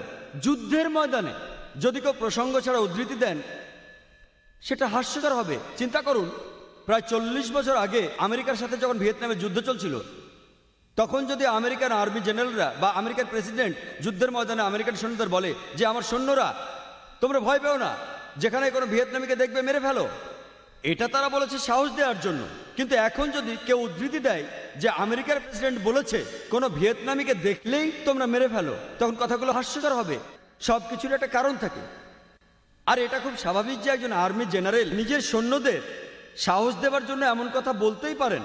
তাহলে একইভাবে আল্লাহ যদি বিশ্বাসীদের কোরআনের মাধ্যমে বলেন যখনই শত্রুরা তোমাদের মারতে আসবে তাদের মেরে ফেলতে ভয় পেও না, তাহলে সেখানে সমস্যা কোথায়? আর এর পরে 6 নম্বর আয়াতে বলছেন যে অবিশ্বাসীরা যদি নিরাপত্তা চায় তাদের কিন্তু ছেড়ে দিতে বলা হচ্ছে না। যদি তারা নিরাপত্তা চায়, যদি তারা শান্তি চায়, তাহলে তোমরা তাদের নিরাপদ স্থানে নিয়ে যাও, যেন তারা আল্লাহর বাণী সম্পর্কে জানতে পারে। কোরআন কিন্তু বলছে না যে শত্রু শান্তি চাইলে তোমরা তাকে ছেড়ে দাও। কোরআন বলছে তাদের নিরাপদ স্থানে তোমরা নিয়ে যাও। আজকের দিনে সবচেয়ে মহৎ জেনারেল, সবচেয়ে শিক্ষিত সৈন্য হয়তো বলবে শত্রু যদি শান্তি চায় তোমরা তাকে ছেড়ে দাও। কোনো আর্মি জেনারেল কি বলবে তোমরা তাদের কোনো নিরাপদ স্থানে নিয়ে যাও? কিন্তু কোরআন এই কথাই বলছে। যদি আপনারা প্রসঙ্গ পড়েন তাহলে আপনারা কোরআনের আসল অর্থ বুঝতে পারবেন। আর আপনারা অন্য যে কোনো ধর্মগ্রন্থ পড়েন, আমি অনেক ধর্মগ্রন্থ পড়েছি, আমি Ramayana, Mahabharata, Bible, Old Testament, New Testament, শিখদের গ্রন্থ, জৈনদের গ্রন্থ সব পড়েছি। আর আপনারা দেখতে পাবেন যে প্রায় সবগুলো ধর্মগ্রন্থেই কোনো না কোনো জায়গায় যুদ্ধের কথা বলা হচ্ছে, হত্যা করার কথা বলা হচ্ছে। আমি উদ্ধৃতি দিতে পারি, বাইবেল পড়লে দেখবেন এক্সোডাসের গ্রন্থে ওল্ড টেস্টামেন্টের অধ্যায় 22 অনুচ্ছেদ 18 থেকে 20 বলেছে হত্যা করো। এক্সোডাসের 32 নম্বর অধ্যায় বলছে হত্যা করো। নাম্বারস বলছে হত্যা করো। নিউ টেস্টামেন্টে লুকের গসপেল সেখানেও বলা হচ্ছে হত্যা করো। যীশু খ্রিস্টের ওই গল্পটা হয়তো আপনারা জানেন। তিনি যখন গেতসেমানির বাগানে গিয়ে এক সৈন্যকে বললেন তোমাদের তরবারি বের করো, আর সৈন্যটা তখন তার তরবারি দিয়ে বাতাস কাটতে লাগলো। বুঝতেই পারছেন বেশিরভাগ ধর্মগ্রন্থে যুদ্ধকে অনুমোদন দেওয়া হয়েছে। যদি হিন্দু ধর্মগ্রন্থ পড়েন, মহাভারত তার মধ্যে একটা, তাই নয় কি? ভগবদ গীতা 2 নম্বর অধ্যায়ে আছে। আপনারা জানেন অর্জুনের খুব মন খারাপ যে তাকে তার আত্মীয়দের সাথে যুদ্ধ করতে হবে। অর্জুন বলছে কিভাবে আমার আত্মীয়দের এখানে হাজার হাজার মানুষের সামনে আমি হত্যা করব, কিভাবে আমি তাদের হত্যা করব? তাহলে এই অর্জুনকে তখন উপদেশ দিলেন তার ভগবান কৃষ্ণ। আর ভগবান কৃষ্ণ তাকে বললেন সত্যই সবচাইতে বড়, আর তুমি যখন সত্যের পক্ষে তখন তোমার শত্রুকে সেটা বড় কথা নয়, হোক তার আত্মীয় বা অন্য কিছু। আর কথাটা ঠিক, সত্যের জায়গা হচ্ছে অনেক উপরে, রক্তের সম্পর্কের চেয়েও। একই কথা পবিত্র কোরআনের সূরা নিসার 135 নম্বর আয়াতে বলা হয়েছে যে ইয়া আইয়ুহাল্লাযীনা আমানু, ও বিশ্বাসীরা সুবিচারের পক্ষে শক্ত হয়ে দাঁড়াও, সৃষ্টিকর্তার পক্ষে দাঁড়াও। এমনকি যদি তোমার বিপক্ষেও যায়, তোমার বাবা মার বিপক্ষে যায়, ধনী বা গরিবের বিপক্ষে যায়, নিশ্চয়ই আল্লাহর রক্ষাকারী। যদি আপনারা অন্যান্য ধর্মগ্রন্থগুলো পড়েন, প্রায় সব গ্রন্থেই কোথাও না কোথাও কোনো না কোনো সময়ে যুদ্ধের কথা বলা হয়েছে। তার মানে এই না যে আপনি এক্সোডাস থেকে উদ্ধৃতি দেবেন অথবা ভগবদ্গীতা থেকে উদ্ধৃতি দিয়ে বলবেন যেটা সবার জানা, ভগবদ্গীতা বলে তোমার আত্মীয়দের মেরে ফেলো, এটা প্রসঙ্গ ছাড়া উদ্ধৃতি। তাহলে বুঝতেই পারছেন যে ধর্মগুলোকে ভালোভাবে বুঝতে হলে আপনাকে যা করতে হবে তা হলো ধর্মগ্রন্থগুলো ভালোভাবে পড়া। আর যদি ধর্মগ্রন্থগুলো পড়েন তাহলে জানতে পারবেন সেখানে কি লেখা আছে, আর ওই গ্রন্থগুলো এইসব ধর্মের আসল উৎস। আপনারা জানেন যে পবিত্র কোরআনের সূরা আল মায়দার আয়াত নম্বর 32 বলছে যদি কেউ কাউকে হত্যা করে, হোক সে মুসলিম বা অমুসলিম, যদি সেটা খুনের অপরাধ বা অন্য কোনো অন্যায়ের জন্য না হয়, তাহলে সে যেন পুরো মানুষ জাতিকে হত্যা করল। কোরআন বলছে যদি কোনো মানুষ, হোক সে মুসলিম বা অমুসলিম, কাউকে হত্যা করে, হোক সে মুসলিম বা অমুসলিম, সেটা যদি খুনের অপরাধ বা অন্য কোনো অন্যায়ের জন্য না হয়, তাহলে সে যেন পুরো মানুষ জাতিকে হত্যা করলো। এখানে আরো বলা হয়েছে আর যদি কেউ কোনো মানুষকে বাঁচায়, তাহলে সে যেন পুরো মানুষ জাতিকে রক্ষা করলো। আর যখন কিতালের কথা আসে, আল্লাহ তাআলার পথে যুদ্ধ করার নামই হলো কিতাল, সেখানেও আছে কিছু নিয়ম কানুন। পবিত্র কোরআন এবং প্রিয় নবী মুহাম্মদ সাল্লাল্লাহু আলাইহি ওয়াসাল্লামের হাদিসে বলা হচ্ছে যখন আর কোনো উপায় থাকে না, যখন যুদ্ধ করতে হবে শত্রুর সাথে, সেখানেও বেশ কিছু নিয়ম কানুন আছে। আর আল্লাহ পবিত্র কোরআনের সূরা বাকারার 190 নম্বর আয়াতে বলছেন যে তাদের সাথে যুদ্ধ করো যারা তোমাদের সাথে যুদ্ধ করে, কিন্তু বাড়াবাড়ি করো না, সীমা অতিক্রম করো না, কারণ আল্লাহ সীমা অতিক্রমকারীদের পছন্দ করেন না। এছাড়াও সূরা আল বাকারার 194 নম্বর আয়াতে বলা হয়েছে যুদ্ধ করো যারা তোমাদের সাথে যুদ্ধ করে ততক্ষণ পর্যন্ত যতক্ষণ না শান্তি বিরাজ করে। কোরআন ও হাদিসে বারবার নিয়ম কানুনের কথা বলা হচ্ছে। যখন উপায় থাকবে না, এই নিয়ম মেনেই আল্লাহর পথে যুদ্ধ করতে হবে। সেখানে আপনারা দেখবেন যখন যুদ্ধ করব, আমরা মহিলাদের ক্ষতি করব না, আমরা শিশুদের ক্ষতি করব না, বাড়ির ভেতর বয়স্ক লোকদের ক্ষতি করব না, আমরা মন্দির ভাঙবো না, গির্জা ভাঙচুর করব না, আমরা গাছপালা পোড়াবো না, গাছপালা কেটে ফেলবো না, আমরা শস্য ক্ষেত পোড়াবো না, পশু পাখি হত্যা করব না, এমন আরো অনেক নিয়ম মানতে হবে। একটা বইয়ের কথা বলি যেটা লিখেছেন রামকৃষ্ণ রাও। সেটা লিখেছেন মহানবী হযরত মুহাম্মদ সাল্লাল্লাহু আলাইহি ওয়াসাল্লামের জীবনের উপরে। তিনি লিখেছেন যে আমাদের নবীর জীবদ্দশায় যতগুলো যুদ্ধ হয়েছে সেই সময়ে মোট 22 বছরে তিনি নিজে থেকে একটা হিসেব বের করেছেন যে 1018 জন মানুষ মারা গেছে ওই যুদ্ধে। কতজন? 1018 জন। আপনারা প্রথম বিশ্বযুদ্ধের পরিসংখ্যান জানেন? কতজন মানুষ মারা গিয়েছিল? কতজন মারা গিয়েছিল? কতজন? 2 কোটি মানুষ, 1 কোটি সৈন্য, 1 কোটি সাধারণ মানুষ। দ্বিতীয় বিশ্বযুদ্ধ 3 কোটি মানুষ মারা গিয়েছিল আর 3.5 কোটি আহত হয়েছিল। তুলনা করেন। আপনারা যদি পেছনের দিকে ভালো করে তাকান তাহলে কোরআনের আয়াতগুলোর অর্থ এবং তাৎপর্য খুব ভালোভাবে উপলব্ধি করতে পারবেন। একটা খুব কমন অভিযোগ আছে ইসলামের বিরুদ্ধে, যেটা 1 নম্বর অভিযোগ, একটা ভুল ধারণা যে ইসলামের প্রসার ঘটেছে তরবারির মাধ্যমে। ইসলাম শব্দটা এসেছে সালাম থেকে, যার অর্থ শান্তি। ইসলাম এসেছে সালাম থেকে, যার অর্থ শান্তি, যার অর্থ স্রষ্টার কাছে নিজের ইচ্ছাকে সমর্পণ করা।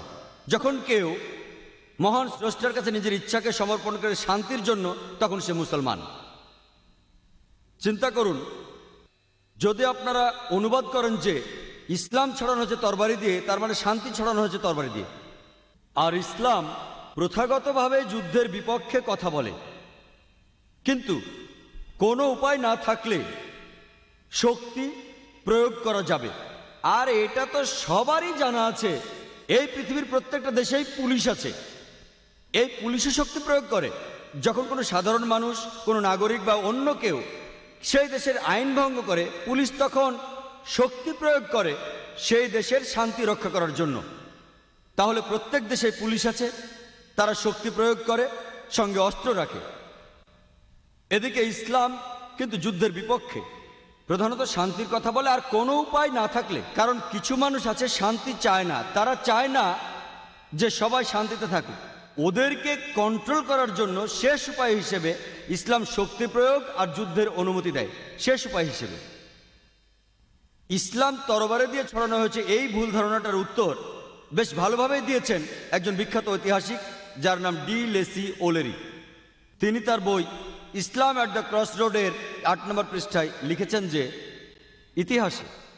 ইতিহাসে এটা পরিষ্কার যে মুসলমানদের তরবারি হাতে নিয়ে ইসলাম ছড়ানো আর বিভিন্ন দেশ জয় করার আজগুবি এই গল্পটা মিথ্যে ছাড়া কিছুই নয়। এই অত্যন্ত মুখরোচক মিথ্যেটাকে বারবার বলা হয়েছে গল্প আকারে। ডিলেসি ওলেরি লিখেছেন তার ইসলাম অ্যাট দ্য ক্রস রোডে, ইতিহাসে এটা পরিষ্কার যে মুসলমানদের তরবারি হাতে নিয়ে ইসলাম ছড়ানো আর পৃথিবীর বিভিন্ন দেশ জয় করার গল্পটা অসাধারণ আজগুবি একটা বানানো মিথ্যে গল্প ছাড়া আর কিছুই নয়, যেটা বারবার বলা হয়েছে। আর আমরা জানি যে মুসলমানরা, আমরা স্পেনে 800 বছর রাজত্ব করেছি, আমরা সেখানে তরবারি দিয়ে কাউকে ইসলাম গ্রহণ করতে বাধ্য করিনি। পরবর্তীতে ক্রুসেডরা এসে যখন মুসলমানদের সরিয়ে দিল, সেই সময় একজন মুসলমানও প্রকাশ্যে আজান দিতে পারত না। মুসলমানরা মানে আমরা গত 1400 বছর ধরে আরব বিশ্বে রাজত্ব করছি। কিছু সময় ব্রিটিশ শাসন করেছে, কিছু সময় ফ্রেঞ্চ শাসন করেছে। এই সময়টা বাদে পুরো 1400 বছর ধরে মুসলমানরা আরব বিশ্বে রাজত্ব করছে। আর এখন এই আরব বিশ্বের প্রায় 1.5 কোটিরও বেশি লোক হলো কপ্টিক খ্রিস্টান। কপ্টিক খ্রিস্টান মানে যারা বংশ পরম্পরায় খ্রিস্টান। আরবের এই 1.5 কোটি কপ্টিক খ্রিস্টানরা, এরা সাক্ষী আছে, এরা সাক্ষ্য দিচ্ছে যে ইসলামের প্রসার তরবারি দিয়ে হয়নি। মুসলমানরা ইন্ডিয়া শাসন করেছে প্রায় 1000 বছর। যদি তারা চাইতো তাহলে প্রত্যেক ইন্ডিয়ানকে তরবারির মুখে ইসলাম গ্রহণে বাধ্য করত। আজকে 1000 বছর পরেও ইন্ডিয়ার শতকরা 80 জন লোক মুসলমান নয়। এই 80% অমুসলিম ইন্ডিয়ান এরা সাক্ষ্য দেবে যে ইসলাম তরবারির মুখে প্রসার লাভ করেনি। কোন মুসলমান আর্মি মালয়েশিয়া জয় করতে গিয়েছিল? মালয়েশিয়াতে শতকরা 50 ভাগেরও বেশি মানুষ মুসলমান। কোন মুসলমান আর্মি ইন্দোনেশিয়াতে গিয়েছিল? ইন্দোনেশিয়ায় মুসলমানের সংখ্যা পৃথিবীর সবচেয়ে বেশি। কোন মুসলমান আর্মি আফ্রিকার পূর্ব উপকূলে গিয়েছিল? কোন মুসলমান আর্মি? কোন তরবারি? থমাস কার্লাইনের একটা উত্তর দিয়েছেন। তিনি একজন বিখ্যাত ঐতিহাসিক ইউরোপের, আর তিনি বলেছেন কোন তরবারি? তোমার তরবারি থাকতে হবে। প্রত্যেকটা নতুন ধারণায় একজনের মনে জন্ম নেয়, একজন মানুষের মাথায় জন্ম নেয়। একজন পুরো পৃথিবীর বিপক্ষে, একজন সব মানুষের বিরুদ্ধে। তখন যদি কেউ তরবারি দিয়ে সেটা ছড়াতে চায়, খুব একটা লাভ হবে না। প্রথমে একটা তরবারি থাকতে হবে। উনি বুদ্ধির তরবারির কথা বলেছেন। আল্লাহ একই কথা কোরআনে সূরা নাহলের 125 নম্বর আয়াতে এইভাবে বলেছেন, উদু ইলা সাবিলি রাব্বিকা বিল হিকমা ওয়াল মাওয়াযাতিল হাসনা ওয়াজাদিল বিল্লাতি আহসান। তাদের জ্ঞানের কথা বলো আর সুন্দরভাবে আল্লাহর পথে নিয়ে এসো। তাদের যুক্তি দেখাও যেটা সবচেয়ে ভালো আর যেটা সবচেয়ে গ্রহণযোগ্য। আমাদের পরিসংখ্যান আছে যে প্লেন ট্রুথ ম্যাগাজিনে একটা আর্টিকেল এসেছিল, যেটা রিডার্স ডাইজেস্টের অ্যালম্যানাক ইয়ারবুক 1986 সালের একটা কপি ছিল। সেখানে একটা পরিসংখ্যান ছিল গত 50 বছরে বিভিন্ন ধর্মের অনুসারীরা সংখ্যায় কত বেড়েছে 1934 থেকে 84 সালের মধ্যে। আর এই পরিসংখ্যানে 1 নম্বরে ছিল সবচেয়ে বেশি বেড়েছে ইসলাম, 235%। অর্থাৎ 50 বছরে ইসলাম বেড়েছে 235%, খ্রিস্টান বেড়েছে মাত্র 47%। আমি একটা প্রশ্ন করছি, কোনো যুদ্ধ কি হয়েছে 1934 থেকে 84 মধ্যে, যে যুদ্ধের কারণে অমুসলিমরা ইসলাম ধর্ম গ্রহণ করেছে? কোন যুদ্ধটা? এখন আমেরিকার সবচেয়ে জনপ্রিয় ধর্ম হচ্ছে ইসলাম, ইংল্যান্ডের সবচেয়ে জনপ্রিয় ধর্ম ইসলাম। আমি আবার প্রশ্ন করছি যে কোন মুসলমান আমেরিকানদেরকে ইসলাম গ্রহণ করতে বাধ্য করেছে? আমি আবার প্রশ্ন করছি যে কোন মুসলমান ইউরোপিয়ানদেরকে ইসলাম গ্রহণ করতে বাধ্য করেছে? আমেরিকানদের কথা বলার স্বাধীনতা আছে, ইউরোপের কথা বলার স্বাধীনতা আছে। ইসলাম যদি মহিলাদের অত্যাচার করে, তাহলে অমুসলিম মহিলারা ইসলাম গ্রহণ করে কেন? যারা মুসলমান হচ্ছে তাদের 3 ভাগের 2 ভাগই মহিলা, সেটা কিভাবে?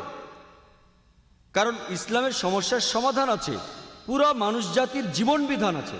আমেরিকার একটা পরিসংখ্যান কোম্পানি যাদের অফিস ওয়াশিংটনে, তারা বলেছে 11 সেপ্টেম্বরের মাত্র 2 মাস পরে 20,000 লোক ইসলাম গ্রহণ করেছে।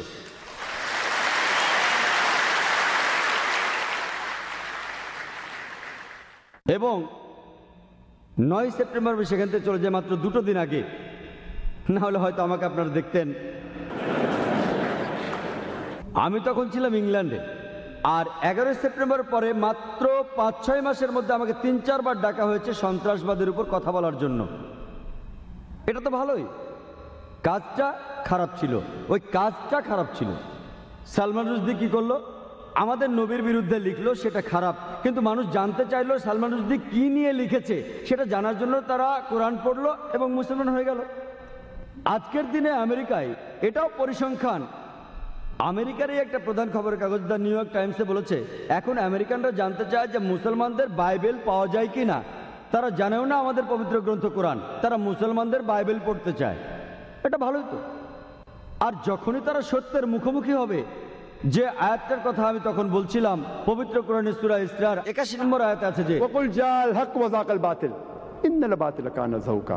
যখন সত্যের সামনে মিথ্যে দাঁড়ায়, মিথ্যে ধ্বংস হয়, কারণ মিথ্যে হলো খারাপ আর খারাপ ধ্বংস হবেই। আমাদেরকে ব্যবহার করতে হবে বুদ্ধির তরবারি, যুক্তির তরবারি, যেটা মানুষের মন জয় করে।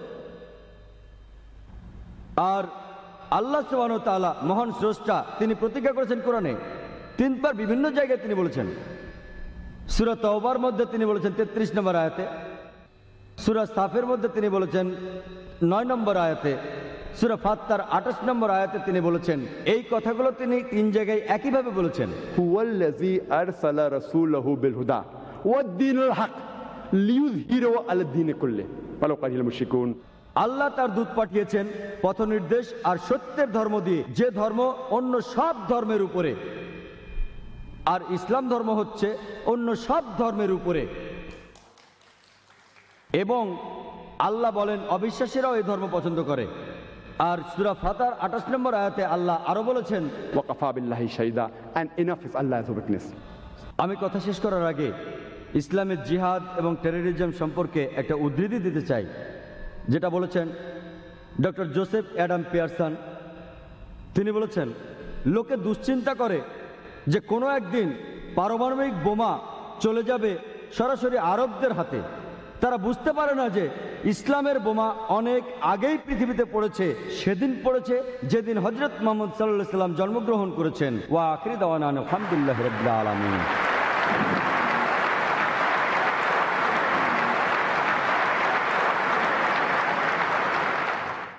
আমরা এখন শুরু করতে যাচ্ছি অনুষ্ঠানের সবচেয়ে আকর্ষণীয় পর্ব, সেটা হচ্ছে প্রশ্নোত্তর পর্ব। দয়া করে একটার বেশি প্রশ্ন করবেন না। আমরা প্রথম প্রশ্ন দিয়ে শুরু করছি। স্যার, আমার নাম ওয়াসিগ্রেন, আমি একজন খ্রিস্টান। আমরা শুনেছিলাম যে ক্রুসেডাররা যে ক্রুসেডে গিয়েছিল সেগুলো ছিল পবিত্র যুদ্ধ।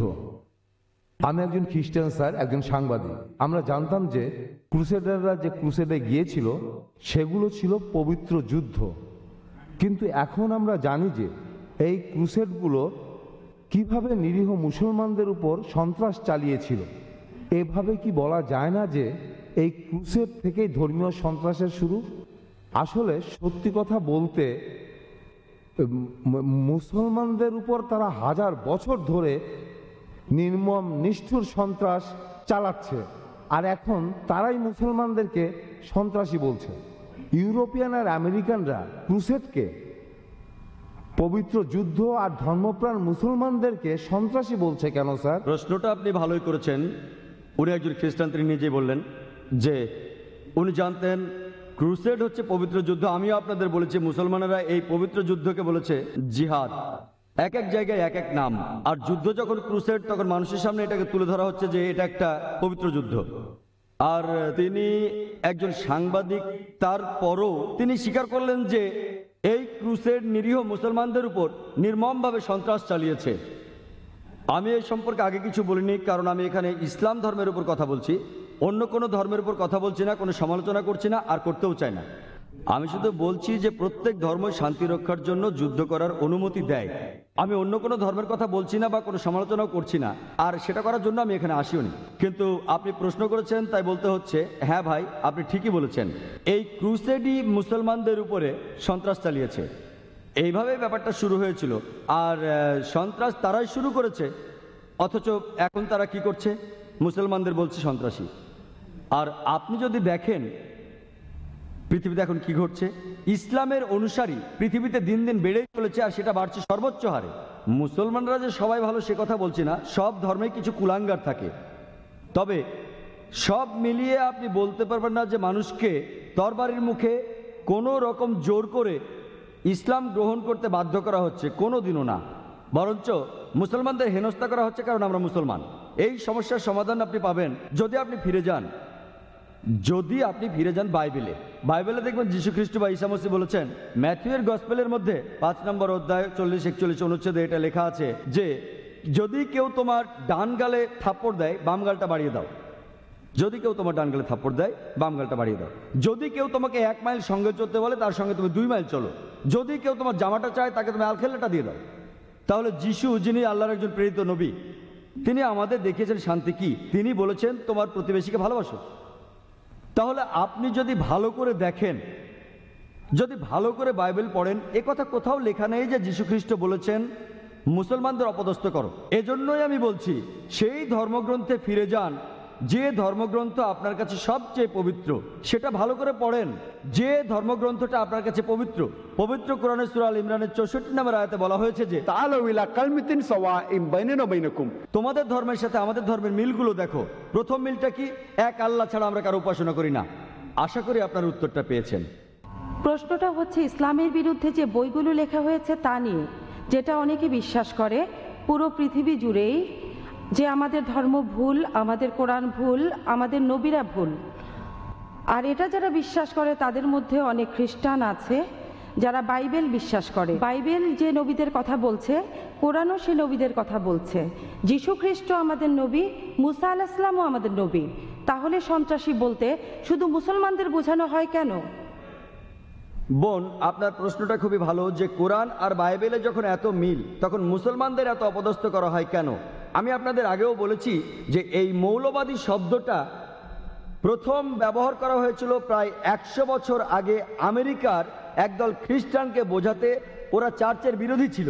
এই শব্দটা জন্ম হয়েছিল খ্রিস্টানদের বোঝাতে। প্রথম ইংরেজি ভাষায় ব্যবহার করা হয়েছিল খ্রিস্টানদের বোঝাতে, কিন্তু এখন যা বলেছিলাম দাবার ছক পাল্টে গেছে। তারা এখন শব্দটা ব্যবহার করে মুসলমানদের বোঝাতে। কেন ব্যাপারটা এরকম? আমাদের সাদৃশ্যের ব্যাপারে আমি আগেও বলেছি বোন, ইসলাম ও খ্রিস্টান ধর্মের সাদৃশ্যের কথা।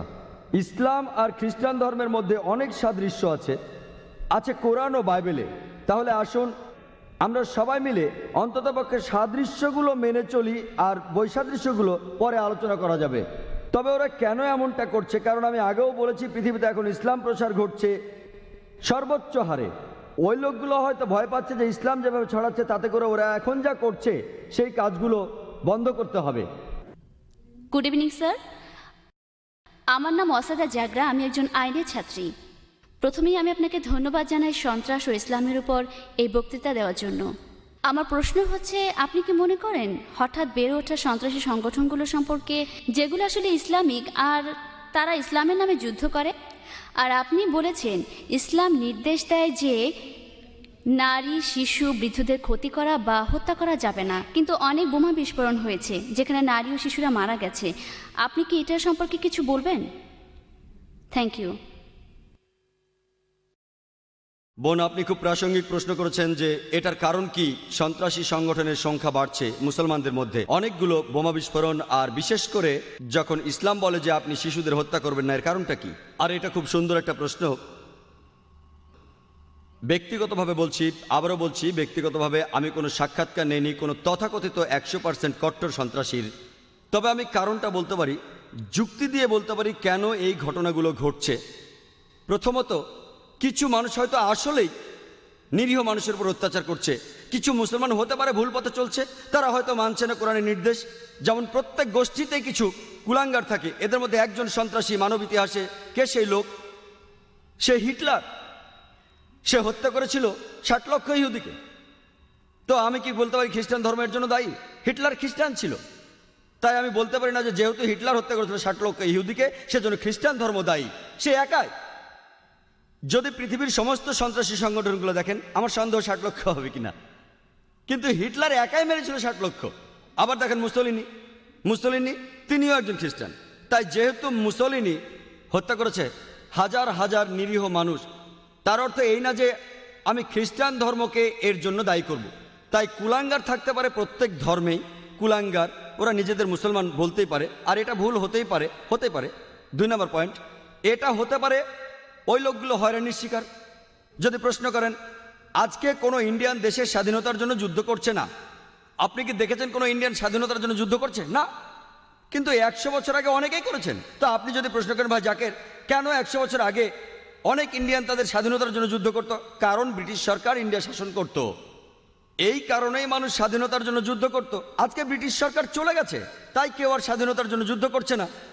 সেজন্য হতে পারে এই মুসলমানরা হয়রানির শিকার হয়েছে, তাদের উপর অন্যায় করা হয়েছে। আর এই ধরনের ঘটনা পৃথিবীর বিভিন্ন জায়গায় ঘটছে, যেমন প্যালেস্টাইন। যদি আপনি ইতিহাস দেখেন তাহলে আপনি সেখানে দেখবেন, যদি আপনি ইতিহাস ঘাটেন আপনি দেখতে পাবেন যে তারা আসলেই হয়রানির শিকার হয়েছে। আর যখন কেউ তাদের সাহায্য করতে আসেনি, তাদের যা ছিল তাই নিয়ে তারা মোকাবেলা করেছে। যেমন ধরেন সেই ঘটনা যা বাইবেলে লেখা আছে, ডেভিড আর গোলিয়াত, একটা পাথরে আনাপ ছিল। তাই দোষকার, দোষটা আমাদেরই, আমরাই দায়ী, কারণ আমরা এই সমস্যার মূল কারণ খুঁজছি না। যদি কোনো সন্ত্রাসী সংগঠন থাকে আমাদের সেখানে গিয়ে দেখতে হবে, খুঁজে বের করতে হবে কি কারণে তারা সন্ত্রাসের পথ বেছে নিয়েছে। শুধুমাত্র এভাবেই সমাধান করা যেতে পারে। তাদেরকে হত্যা করে সমস্যার সমাধান করা যাবে না। আপনি একজনকে হত্যা করবেন 10 জন আসবে। আমাদেরকে কি করতে হবে? পেছনে ফিরতে হবে, দেখতে হবে কারণটা কি, কোন কারণে আপনারা এই পথ বেছে নিয়েছেন। আমাদের খুঁজে বের করতে হবে মূল কারণ। এখানে উদাহরণ হিসেবে বলা যায় প্যালেস্টাইন। যখন হিটলার হত্যা করেছিল 60 লক্ষ ইহুদিদের তাড়িয়ে দেওয়া হয়েছিল জার্মানি থেকে। আর তখন প্যালেস্টাইনরা বলেছিল আহলান ওয়া সাহলান, তোমরা আমার জ্ঞাতি ভাই, চলে এসো, আমাদের সাথে থাকো। ব্যাপারটা এরকম যে এক অচেনা লোককে বললাম কোনো অসুবিধা নেই, আমার ঘরে থাকো। কয়েক বছর পর সে আমাকে ঘর থেকে তাড়িয়ে দিল। আর আমি যখন চিল্লাপাল্লা শুরু করলাম ঘরের বাইরে গিয়ে যে এই লোকগুলো আমার ঘর দখল করে নিয়েছে, তখন আপনি আমাকে সন্ত্রাসী বললেন। আমি কি সন্ত্রাসী? আমি আশ্রয় দিয়েছিলাম এক অচেনা লোককে, শুধুমাত্র মানবতার কারণে আশ্রয় দিয়েছিলাম আমার ঘরে। কয়েক মাস পরে সে আমাকে তাড়িয়ে দিল, আমি বললাম ঘর ফেরত চাই, আপনি আমাকে বললেন সন্ত্রাসী। কাকে দোষ দেব? দোষ আমাদেরই। আমরাই দোষী, আমাদেরই খুঁজে বের করতে হবে এই সমস্যার কারণটা কি। সর্বশক্তিমান আল্লাহ আমাদেরকে বুদ্ধি দিয়েছেন, এমনকি এই শক্তিও দিয়েছেন সবাইকে একত্রিত করার। যদি আপনি মূল কারণটা দেখেন, আপনি জানবেন যে কেন একজন মানুষ মরতে চায়। কে মরতে চায়? কে মরতে চায়? যে মানুষটা বলে যে আমি নিজে তো মরবই, তাহলে কেন আর কয়েকজন সঙ্গে নিয়ে মরবো না? তাহলে আপনি যদি কোনো মনোবিজ্ঞানীকে প্রশ্ন করেন, তিনি বলবেন যে মূল কারণে যেতে হলে এই লোকগুলোকে জিজ্ঞেস করতে হবে কেন তারা এসব করছে। আর অনেক সময় আপনি দেখবেন যে এর পেছনে কোনো না কোনো কারণ আছে, আর কারণটা হতে পারে তারা হয়রানির শিকার হয়েছে। আর কিছু মানুষ হতে পারে আসলেই সন্ত্রাসী, কেউ মানুষকে ভয় দেখায় টাকার জন্য, কেউ খ্যাতির জন্য, কেউ রাজনীতির জন্য। তাই আমি একমত বোন, তবে বেশিরভাগই আমি মনে করি তাদের হয়রানি করা হয়েছিল। হতে পারে তারা মুসলমান, হতে পারে হিন্দু, হতে পারে খ্রিস্টান। একটা তীব্র প্রতিক্রিয়া দেখা দেবে যখন মানুষ আর সহ্য করতে পারে না, তার উপর যে অত্যাচার হচ্ছে, তখন সে প্রতিবাদী হয়ে ওঠে। আর মনোবিজ্ঞানীও বলেন, আমি একজন ডাক্তার, আমি বলতে পারি যে তারা শোধ নেওয়ার চেষ্টা করবে, এটা মানুষের স্বভাব। তাহলে একজন মানুষ যে একটা আঙ্গুলও উঁচু করতে চায় না, কেন সে একটা বন্দুক হাতে তুলে নেবে? কেন? তাহলে আমাদের কি করতে হবে? আমাদের মূল কারণ খুঁজে বের করতে হবে আর চেষ্টা করে সমস্যার সমাধান করতে হবে। এটাই একমাত্র উপায় সবার ভালোর জন্য, যে এই সন্ত্রাস নিরীহ মানুষের উপর বন্ধ করতে হবে আর সব মানুষ যেন একসাথে থাকতে পারে এক জাতি হিসেবে।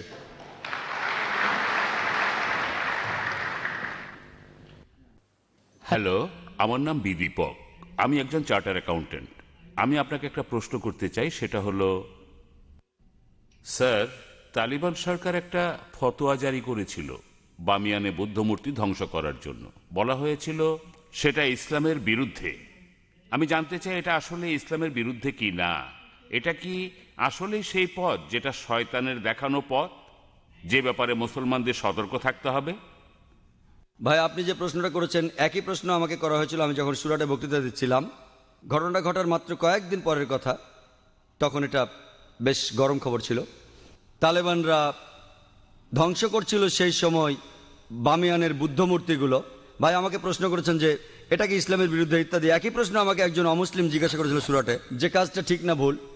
আর তখন কিছু পরস্পরবিরোধী খবর শোনা গিয়েছিল আসলে তারা মূর্তিগুলো ধ্বংস করেছে কিনা। আর তাই তখন আমি বলেছিলাম যে আমি জানি না ওগুলো ধ্বংস করা হয়েছে কিনা, কিন্তু আজকে আমরা জানি যে এটা সত্য ঘটনা, ধ্বংস করা হয়েছে। কাজটা ঠিক না ভুল, আমি যা বলতে পারি যে আমি বিভিন্ন ধর্মের একজন ছাত্র হিসেবে বলছি, ঠিক না ভুল সেটা পরে বলছি। আমি যেটা বলতে পারি যে অবশ্যই তালিবানরা যদি তারা বুদ্ধমূর্তিগুলো ধ্বংস করে থাকে, তারা যেটা করেছে তারা আসলে বৌদ্ধদের উপকারী করেছে। আমি বিভিন্ন ধর্মের একজন ছাত্র, আমি বৌদ্ধ ধর্মগ্রন্থ পড়েছি, আমি পড়েছি ধাম্মাপাঠ, আমি ধর্মগ্রন্থগুলো পড়েছি। এই ধর্মগ্রন্থগুলোর মধ্যে কোথাও লেখা নেই যেখানে বুদ্ধ বলেছেন যে আমার মূর্তি পূজা করো। বুদ্ধ কখনোই বলেননি যে বৌদ্ধরা মূর্তি পূজা করবে। মূর্তি পূজা পরে চালু হয়েছে। আমি যেটা বলতে পারি বিভিন্ন ধর্মের একজন ছাত্র হিসেবে, ঠিক না ভুল সে ব্যাপারে পরে আসছি, তারা যেটা করেছিল আসলেই তারা বৌদ্ধদের উপকার করেছিল। আর বৌদ্ধ ধর্মগ্রন্থের মধ্যে কোথাও লেখা নেই তার মূর্তি বানাতে হবে। এবার প্রশ্নটাতে আসি। এই প্রশ্নটা আমাকে এক সাংবাদিক করেছিল ব্যাঙ্গালোরে, যে শুধু এই কারণে ইসলাম মনে করে মূর্তি পূজা করা একেবারে নিষিদ্ধ। অন্য ধর্মে আছে, খ্রিস্টান ধর্ম বলে, যদি আপনি পড়েন ওল্ড টেস্টামেন্ট, এটা বলা হচ্ছে বুক অফ ডিউটেরোনমিতে 5 নম্বর অধ্যায়ে 7 থেকে 9 অনুচ্ছেদে। এছাড়াও বুক অফ এক্সোডাসে 20 নম্বর অধ্যায়ে 3 থেকে 5 নম্বর অনুচ্ছেদে বলা হয়েছে আমাকে ছাড়া অন্য কারো উপাসনা করো না, আমার উপাসনা করতে কোনো প্রতিমা তৈরি করো না, আমার কোনো রূপক তৈরি করো না উপরের স্বর্গ, নিচের পৃথিবী অথবা পৃথিবীর নিচের সমুদ্র থেকে। তাদের সামনে নতজানু হয়েও না, তাদের সেবা করো না, কারণ আমি ঈশ্বর সৃষ্টিকর্তা খুব ঈর্ষাপরায়ণ। তাই খ্রিস্টান ধর্ম অনুসারে, ইহুদি ধর্ম মতে মূর্তি তৈরি করে তাকে ঈশ্বর বলা একেবারে নিষিদ্ধ, একইভাবে নিষিদ্ধ ইসলামেও। তো আমি যখন উত্তর বললাম তারা বৌদ্ধদের উপকার করলো, তখন প্রশ্ন করেছিল যে মূর্তি ভেঙে এই তালেবানরা তারা কি দুঃখ কষ্ট দেয়নি লক্ষ লক্ষ বৌদ্ধদের? আমি বলেছিলাম হ্যাঁ। তাহলে ইসলামকে অনুমতি দেয় লক্ষ লক্ষ বৌদ্ধদের দুঃখ কষ্ট দেওয়ার? আমি সেই সাংবাদিককে প্রশ্ন করেছিলাম কি করা যাবে যদি ইন্ডিয়ান সরকার ধরে ফেলে বেশ কিছু ড্রাগস, কোকেন, ব্রাউন সুগার, যার দাম 10 কোটি টাকা, প্রায় $1.5 মিলিয়ন দামের ড্রাগস ধরলো, তারা কি করবে ইন্ডিয়ান সরকার? সেই সাংবাদিক বললেন যে ইন্ডিয়ান সরকার সেটা পুড়িয়ে ফেলবে। আমি বললাম ভালো, তারপর বললাম, আপনি কি জানেন এই পৃথিবীতে লক্ষ লক্ষ মানুষের কাছে ড্রাগস ঈশ্বর? তাহলে আপনি কি ইন্ডিয়ান সরকারের সাথে একমত হবেন না, তাদের বিপক্ষে যাবেন যে তারা ধ্বংস করেছে লক্ষ লক্ষ মাদক সেবীদের ঈশ্বরকে? কারণ ইন্ডিয়ান সরকার মনে করে যে ড্রাগস ক্ষতি করে শরীরের জন্য, তারা যা করছে ঠিক করছে, যদিও সেটা কষ্ট দিচ্ছে লক্ষ লক্ষ ড্রাগ অ্যাডিক্টেডদের, কিন্তু এটা ঠিক না জেনেই তারা পুড়িয়ে ফেলছে। আপনি সেখানে গিয়ে ইন্ডিয়ান সরকারকে বলতে পারেন না যে কেন ড্রাগস পড়াচ্ছেন, অ্যাডিক্টেডদের খারাপ লাগবে। তাই একইভাবে আফগানিস্তান, সেখানকার সরকার, এটা তাদের সম্পত্তি, ওই মূর্তিগুলো তাদের সম্পত্তি। যদি তারা এই কাজ করতো অন্য কোনো দেশে তাহলে আপত্তি জানাতে পারতেন। তারা তাদের দেশে এটা করেছে, এটা তাদের সম্পত্তি, তাদের পছন্দ হলে তারা রাখবে, ইচ্ছে হলে ধ্বংস করে ফেলবে। আমরা আপত্তি জানানোর কে? আমরা কে?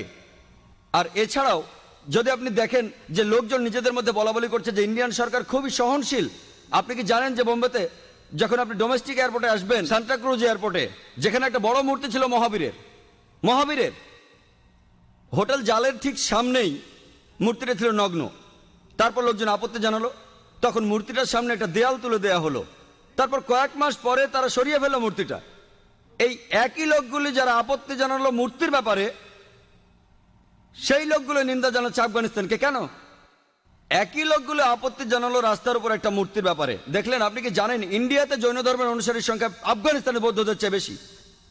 তাই যখন বোম্বের সরকার সেই মূর্তিটাকে সরিয়ে ফেললো, যাকে মনে করা হয় ঈশ্বর, যাকে মনে করেন তীর্থঙ্কর জৈনরা, আর জৈন ধর্মের অনুসারীর সংখ্যা ইন্ডিয়াতে যারা আছে আফগানিস্তানের বৌদ্ধদের চেয়ে বেশি, সেই সময় কি আপত্তি তোলেনি?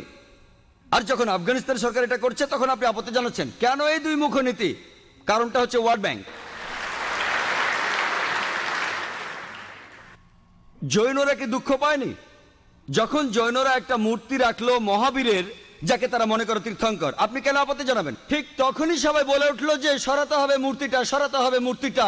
আর সেই লোকগুলো আপত্তি আর নিন্দা জানাচ্ছে কেন তোমরা ধ্বংস করলে বামিয়ানদের বুদ্ধ মূর্তিগুলো? দুমুখ নীতি। আর তাই আমাদের মানুষ হিসাবে নেওয়া উচিত একমুখ নীতি। এক একবার এক এক রূপ ধারণ করা, এই নিয়ম ভালো না। আমি যেটা মনে করি এটা তাদের সম্পত্তি। ধরেন একজন অমুসলিম একটা বাড়ি কিনলো, সেই ঘরের মধ্যে খোদাই করা আছে কাবা শরীফ। ধরেন কাবা শরীফ, যদি সেই অমুসলিম কাবা শরীফ পছন্দ না করে সেটা ঢেকে ফেলে, কে আপত্তি জানাবে? যদি কেউ। আর বিশ্বাস করেন, যদি কোনো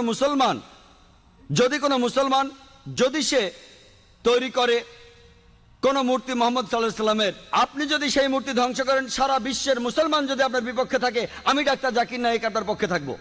কারণ মোহাম্মদ সাল্লাল্লাহু আলাইহি সাল্লামের মূর্তি তৈরি করা সম্পূর্ণ নিষেধ। যদি কোনো মুসলমান পাগল মোহাম্মদ সাল্লাল্লাহু আলাইহি সাল্লামের মূর্তি তৈরি করে এবং তার পুজো করে, আর আপনি একজন অমুসলিম যিনি ইসলাম সম্পর্কে জানেন, আপনি যদি সেই মূর্তি ধ্বংস করেন, যদি সারা বিশ্বের মুসলমান আপনার বিপক্ষে থাকে, আমি ডাক্তার জাকির নায়েক আপনার পক্ষে থাকবো। আসসালামু আলাইকুম ব্রাদার। ব্যক্তিগতভাবে আমি এই প্রশ্নটা করতে চাই। বর্তমানে সামাজিক, রাজনৈতিক আর ধর্মতাত্ত্বিক প্রেক্ষাপটের সামনে আজকের পৃথিবীতে যা দেখছি, আমি খুব দ্বিধাদ্বন্দ্বে আছি যে কোন পক্ষে যাব। আমি এটাও বুঝছি না যে কোনটা ঠিক আর কোনটা ভুল। যাবতীয় কুসংস্কারকে বাদ দিয়ে এটা আজকে প্রমাণিত যে বিশ্বাসীদের কাজকর্ম দিয়েই কোনো ধর্মকে বিচার করা যায়। এই যুক্তিটা ধরে নিয়ে কিভাবে আমি মনস্থির করব, কিভাবে আমি আমার বিশ্বাসকে ঠিক রাখব? বেশ কিছু ব্যাপারে মতামতের অমিল হচ্ছে আমার সাথে আমার সঙ্গী সাথীদের। ব্যক্তিগতভাবে আপনি কি সমর্থন করবেন সাদ্দাম হোসেনকে, পারস্যের মুজাহিদ যোদ্ধাদের, প্যালেস্টাইনে আত্মঘাতী যোদ্ধার মৃত্যুকে?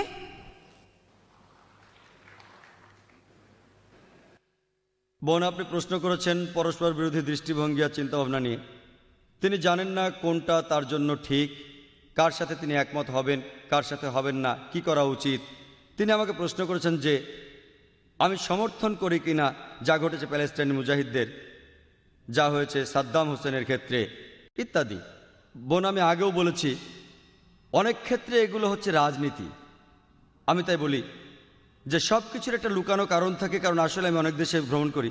আবারও বলি, ঠিক না বলে আল্লাহ মালুম, আমি বলতে পারি না যে ব্যাপারটা এই, কিন্তু আসলে এটার কারণ হাতে গোনা কিছু লোক আর রাজনীতিবিদরা, আবারও রাজনীতিবিদরা। তাহলে রাজনৈতিক কারণেই কাউকে বানানো হচ্ছে কোরবানির গরু, আর এটাই কারণ যে তারা দেখতে চায় যে কাজ হচ্ছে তাদের পক্ষে। আমি একজন মুসলমান হিসেবে যদি আমাকে প্রশ্ন করেন যে আমি কি করব যদি কেউ আমাকে প্রশ্ন করে? আমি শুধু সত্যটাই বলবো। যদি কেউ তাদের ক্ষতি করে থাকে, যদি কেউ তাদের হত্যা করে থাকে, অত্যাচার করে, এক্ষেত্রে যদি তারা মোকাবেলা করে তাহলে ঠিক আছে, তা না হলে তারা পারে না। আপনি আমাকে জিজ্ঞেস করেছেন কি ঘটছে কোনো একটা বিশেষ ক্ষেত্রে, ওসামা বিন লাদেন বা সাদ্দাম হোসেন। আমি বলবো আমি পুরো ঘটনা জানি না, আমি ফতোয়া দিতে পারি না, আমি পারি না অভিযুক্ত করতে, কারণ আমি তাদের সাক্ষাৎকার নেইনি। মতামত দিতে হলে আগে সাক্ষাৎকার নিতে হবে। তাই আমি বলি আল্লাহ মালুম, আল্লাহ ভালো জানেন। আল্লাহ আমাকে কিয়ামতের দিন জিজ্ঞেস করবেন না যে ওসামা বিন লাদেন সন্ত্রাসী ছিল কিনা। আমি বলবো যদি সে কিছু ভুল করে থাকে, যদি সে নিয়ম নীতি ভাঙে কোরআন ও সুন্নাহর, তাহলে সে খারাপ। যদি সে নিয়ম না ভাঙে সে ভালো। এটার উপর ভিত্তি করে আমি পরীক্ষায় পাশ করব না। আমাকে কি পড়তে হবে? আমাকে পড়তে হবে কোরআন, আমাকে পড়তে হবে ধর্মগ্রন্থ। এই প্রশ্নের উত্তর দেবেন বিশেষজ্ঞরা যারা বিভিন্ন জায়গায় যান, আফগানিস্তানে গিয়ে সাক্ষাৎকার নেন ইত্যাদি। আর আমরা যেগুলো খবরের কাগজেও দেখে থাকি। আপনাকে বা আমাকে একজন মুসলমান হিসেবে সর্বশক্তিমান আল্লাহ তাআলা কিয়ামতের দিন জিজ্ঞেস করবেন না সাদ্দাম হোসেন যে একজন সন্ত্রাসী, সে ব্যাপারে কি তুমি একমত? আমরা বলতে পারি আল্লাহ মালুম, আমরা জানি না। আমরা তাদের সমর্থনও করি না, তাদের নিন্দাও করি না। যদি অকাট্য প্রমাণ থাকে একজন লোকের বিরুদ্ধে, কোনো মুসলমানের বিরুদ্ধে যে কোনো কাজ করেছে যেটা প্রমাণিতভাবে কোরআনের বিপক্ষে, আমরা তাকে নিন্দা জানাবো। কিন্তু যদি প্রমাণ না থাকে, যেটা হলো আংশিক প্রমাণ, আমাদের থাকতে হবে নিরপেক্ষ। এটাই কোরআন বলে। আর আপনার বিশ্বাস দুর্বল হবে না বোন, আপনার বিশ্বাসের ভিত্তি হবে সেই সত্যি যা বলা আছে ধর্মগ্রন্থে। সবচেয়ে ভালো উপায় যেভাবে বিশ্বাস আনা যায় তা হলো কোরআন পড়া। আপনি কোনো খুঁত পাবেন না কোরআনে, আপনি পরস্পর বিরোধী কিছু পাবেন না কোরআনে। যদি আপনি আরবি ভাষা বুঝতে না পারেন তাহলে আপনাকে পড়তে হবে অনুবাদ। এই যে এই বইটি লিখেছেন আব্দুল্লাহ ইউসুফ আলী, আর এই অনুবাদটা বাইরের দোকানেও পাওয়া যায়। তাই বোন, আপনি যদি পড়েন কিভাবে জীবন ধারণ করতে হয় কোরআনের নির্দেশ অনুযায়ী, ইনশাআল্লাহ বিশ্বাস হবে মজবুত। আর বিশ্বাস করেন আপনি মোটেও লজ্জা পাবেন না মূল নীতিগুলো মেনে চলতে ইসলামে। আপনার যদি যুক্তিবুদ্ধি থাকে তাহলে আপনি বুঝবেন কেন এই নীতিগুলো প্রণয়ন করা হয়েছে। আপনি বিশ্বাস করেন বোন, আমি ঘুরে বেড়াই পৃথিবীর বিভিন্ন দেশে, আমি কথা বলি, আমার মাথায় টুপি আছে, আমার দাড়ি আছে, আমি অনেক পশ্চিমা দেশে গিয়েছি, কখনো কোনো সমস্যায় পড়িনি। মাঝে মধ্যে কোনো মানুষ হয়তো প্রশ্ন করেছে, কিন্তু কোনো সমস্যা হয়নি। মানে কেন আমি ভয় পাবো সত্যি কথা বলতে? তাহলে যদি আপনার জ্ঞান থাকে ধর্মগ্রন্থ সম্পর্কে আর আপনার যুক্তিবুদ্ধি থাকে, আপনি গর্ববোধ করবেন। এমনকি আপনিও নিজেকে বলবেন আমার মতো, হ্যাঁ আপনিও নিজেকে বলবেন মৌলবাদী। আসসালামু আলাইকুম, আমি মোহাম্মদ ফজলুর রহমান আবদুল্লাহ। আমার প্রশ্নটা হলো যে আমি চাকরি করি এই ছেলে, আমাদের দেয়া হয়েছে একটা হ্যান্ডবুক যেখানে লেখা আছে দায়িত্ব আর কর্তব্য। হ্যান্ডবুকটার প্রথম পৃষ্ঠার উপর লেখা আছে ভগবদ্গীতার শ্লোক। আমি শ্লোকটা বলছি। यदा यदा हि धर्मस्य ग्लानिर्भवति भारत अभ्युत्थानम् अधर्मस्य तदात्मानं सृजाम्यहं परित्राणाय साधूनां विनाशाय च दुष्कृता धर्म संस्थापनार्थाय संभवामि युगे युगे। তারা বিশেষ করে উল্লেখ করেছে যে परित्राणाय साधूनां विनाशाय च दुष्कृता। যদি আপনি চান রক্ষা করতে সত্যকে অথবা ভালোকে, আপনাকে দূর করতে হবে খারাপ জিনিসকে, অন্য কোনো উপায় নেই। ঠিক আছে, তারপর আমি বলছি ওই শেষের দিকের শ্লোকটা হলো যে धर्म संस्थापनार्थाय संभवामि युगे युगे। এর অর্থ হলো আমি সব যুগেই, ঈশ্বর বলেছেন যে আমি সব যুগেই পৃথিবীতে আসি, কিন্তু আমাদের বিশ্বাস হলো, আমার হিন্দু ভাইদের বিশ্বাস হলো আমি সব যুগেই পৃথিবীতে আসি। আমি বলবো মিস্টার জাকির নায়েককে এটার ব্যাখ্যা করতে, এই যে বিশ্বাসগুলো আমাদের আছে এগুলো ঠিক না ভুল। ধন্যবাদ। আমি আবারও অনুরোধ করছি দর্শক এবং ভলান্টিয়ারদের, আমরা প্রশ্ন আশা করছি অমুসলিমদের কাছ থেকে, যাতে তাদের ভুল ভাঙাতে পারি। আর তারপর মুসলমানদের কাছে আসব, তারা তো অনেক অনুষ্ঠানে উপস্থিত থাকছেন। আমি চাইবো অমুসলিমরা বেশি করে প্রশ্ন করুন। আপনারা তো সুযোগ পান না, আপনারা সুযোগ পান না প্রত্যেকদিন ইসলামের উপর প্রশ্ন করার। আপনার প্রশ্নে আসি। ভাই যে উদ্ধৃতি দিলেন সেটা আছে ভগবদ্গীতার 4র্থ অধ্যায়ে। তিনি উদ্ধৃতি দিয়েছেন, তবে বলেননি কোথা থেকে। সেটা হলো ভগবদ্গীতার 4র্থ অধ্যায়। যখনই পৃথিবীতে অধর্ম হয়, অসত্য আসে, মিথ্যে আসে, অরাজকতা আসে, তখনই সর্বশক্তিমান স্রষ্টা পৃথিবীতে আসেন এবং গ্রহণ করেন মানুষের রূপ, অবতার। আর তিনি দেখেন যে অরাজকতা চলছে, যে বিপদ চলছে, যে বিশৃঙ্খলা চলছে পৃথিবীতে, তিনি সব কিছু বন্ধ করতে আসেন অবতার বা মানুষের রূপ নিয়ে। এটা ঠিক, আমরা কি একমত? পার্থক্যটা হলো যে আমরা বলি মুসলমান হিসেবে, আমরা মুসলমানরা কি বলি যে সর্বশক্তিমান আল্লাহ তিনি তার দূত পাঠান, যখনই মানুষ বিপদে যায় সত্য থেকে তিনি দূত পাঠাতে থাকেন। যেমন পবিত্র কোরআনের সূরা ফাতির 24 নম্বর আয়াতে, وإن من أمة إلا خلا فيها النذير। এমন কোন সম্প্রদায় নাই যাহার নিকট সতর্ককারী প্রেরিত হয় নাই। আমরা যা বলি তা হলো সর্বশক্তিমান আল্লাহ দূত পাঠান। যেমন আদম, মুসা, ঈসা, মুহাম্মদ সাল্লাল্লাহু আলাইহি সাল্লাম, তারা সবাই প্রেরিত দূত সর্বশক্তিমান আল্লাহর। হিন্দুরা বিশ্বাস করে অবতারবাদে ঈশ্বর মানুষের রূপ নেন। আমরা বলি প্রেরিত দূত, তারা বলে ঈশ্বর মানুষের রূপ নেন। পার্থক্যটা এখানে। পার্থক্যটা হলো তারা বলে সর্বশক্তিমান ঈশ্বর পৃথিবীতে নেমে আসে মানুষের রূপে। আমরা এতে একমত না, খ্রিস্টানরাও একমত না, ইসলাম একমত না। যে ব্যাপারে আমরা একমত কিছুটা মিল আছে, যদিও ব্যাপারটার মধ্যে অনেক পার্থক্য। তবে আমরা বলি যে সর্বশক্তিমান আল্লাহ দূত পাঠান। তারা আল্লাহর মনোনীত লোক, মানুষকে সত্যের পথে নিয়ে আসার জন্য। আর সর্বশেষ যে দূত পৃথিবীর বুকে এসেছেন তিনি হলেন মহানবী সাল্লাল্লাহু আলাইহি সাল্লাম। এবং আল্লাহ বহু গ্রন্থ পাঠিয়েছেন। আমি নাম ধরে উল্লেখ করতে পারি। যদি আপনি দেখেন সেখানে পাবেন ওল্ড টেস্টামেন্ট, নিউ টেস্টামেন্ট। আমরা মুসলমানরা বলি এটাই শেষ গ্রন্থ সর্বশক্তিমান আল্লাহর। গুড ইভিনিং স্যার, আমার নাম রাজকুমার। আমি মেডিকেল ফাইনাল ইয়ারের ছাত্র, স্ট্যানলি মেডিকেল কলেজে। আমার প্রশ্নটা হলো, ইন্ডিয়ার মুসলমানরা কেন সবসময় ইন্ডিয়ান সিভিল কোর্টের বিরোধিতা করে? কেন ইন্ডিয়ার মুসলমানরা কমন সিভিল প্রসিডিওর কোর্টের বিরোধিতা করে?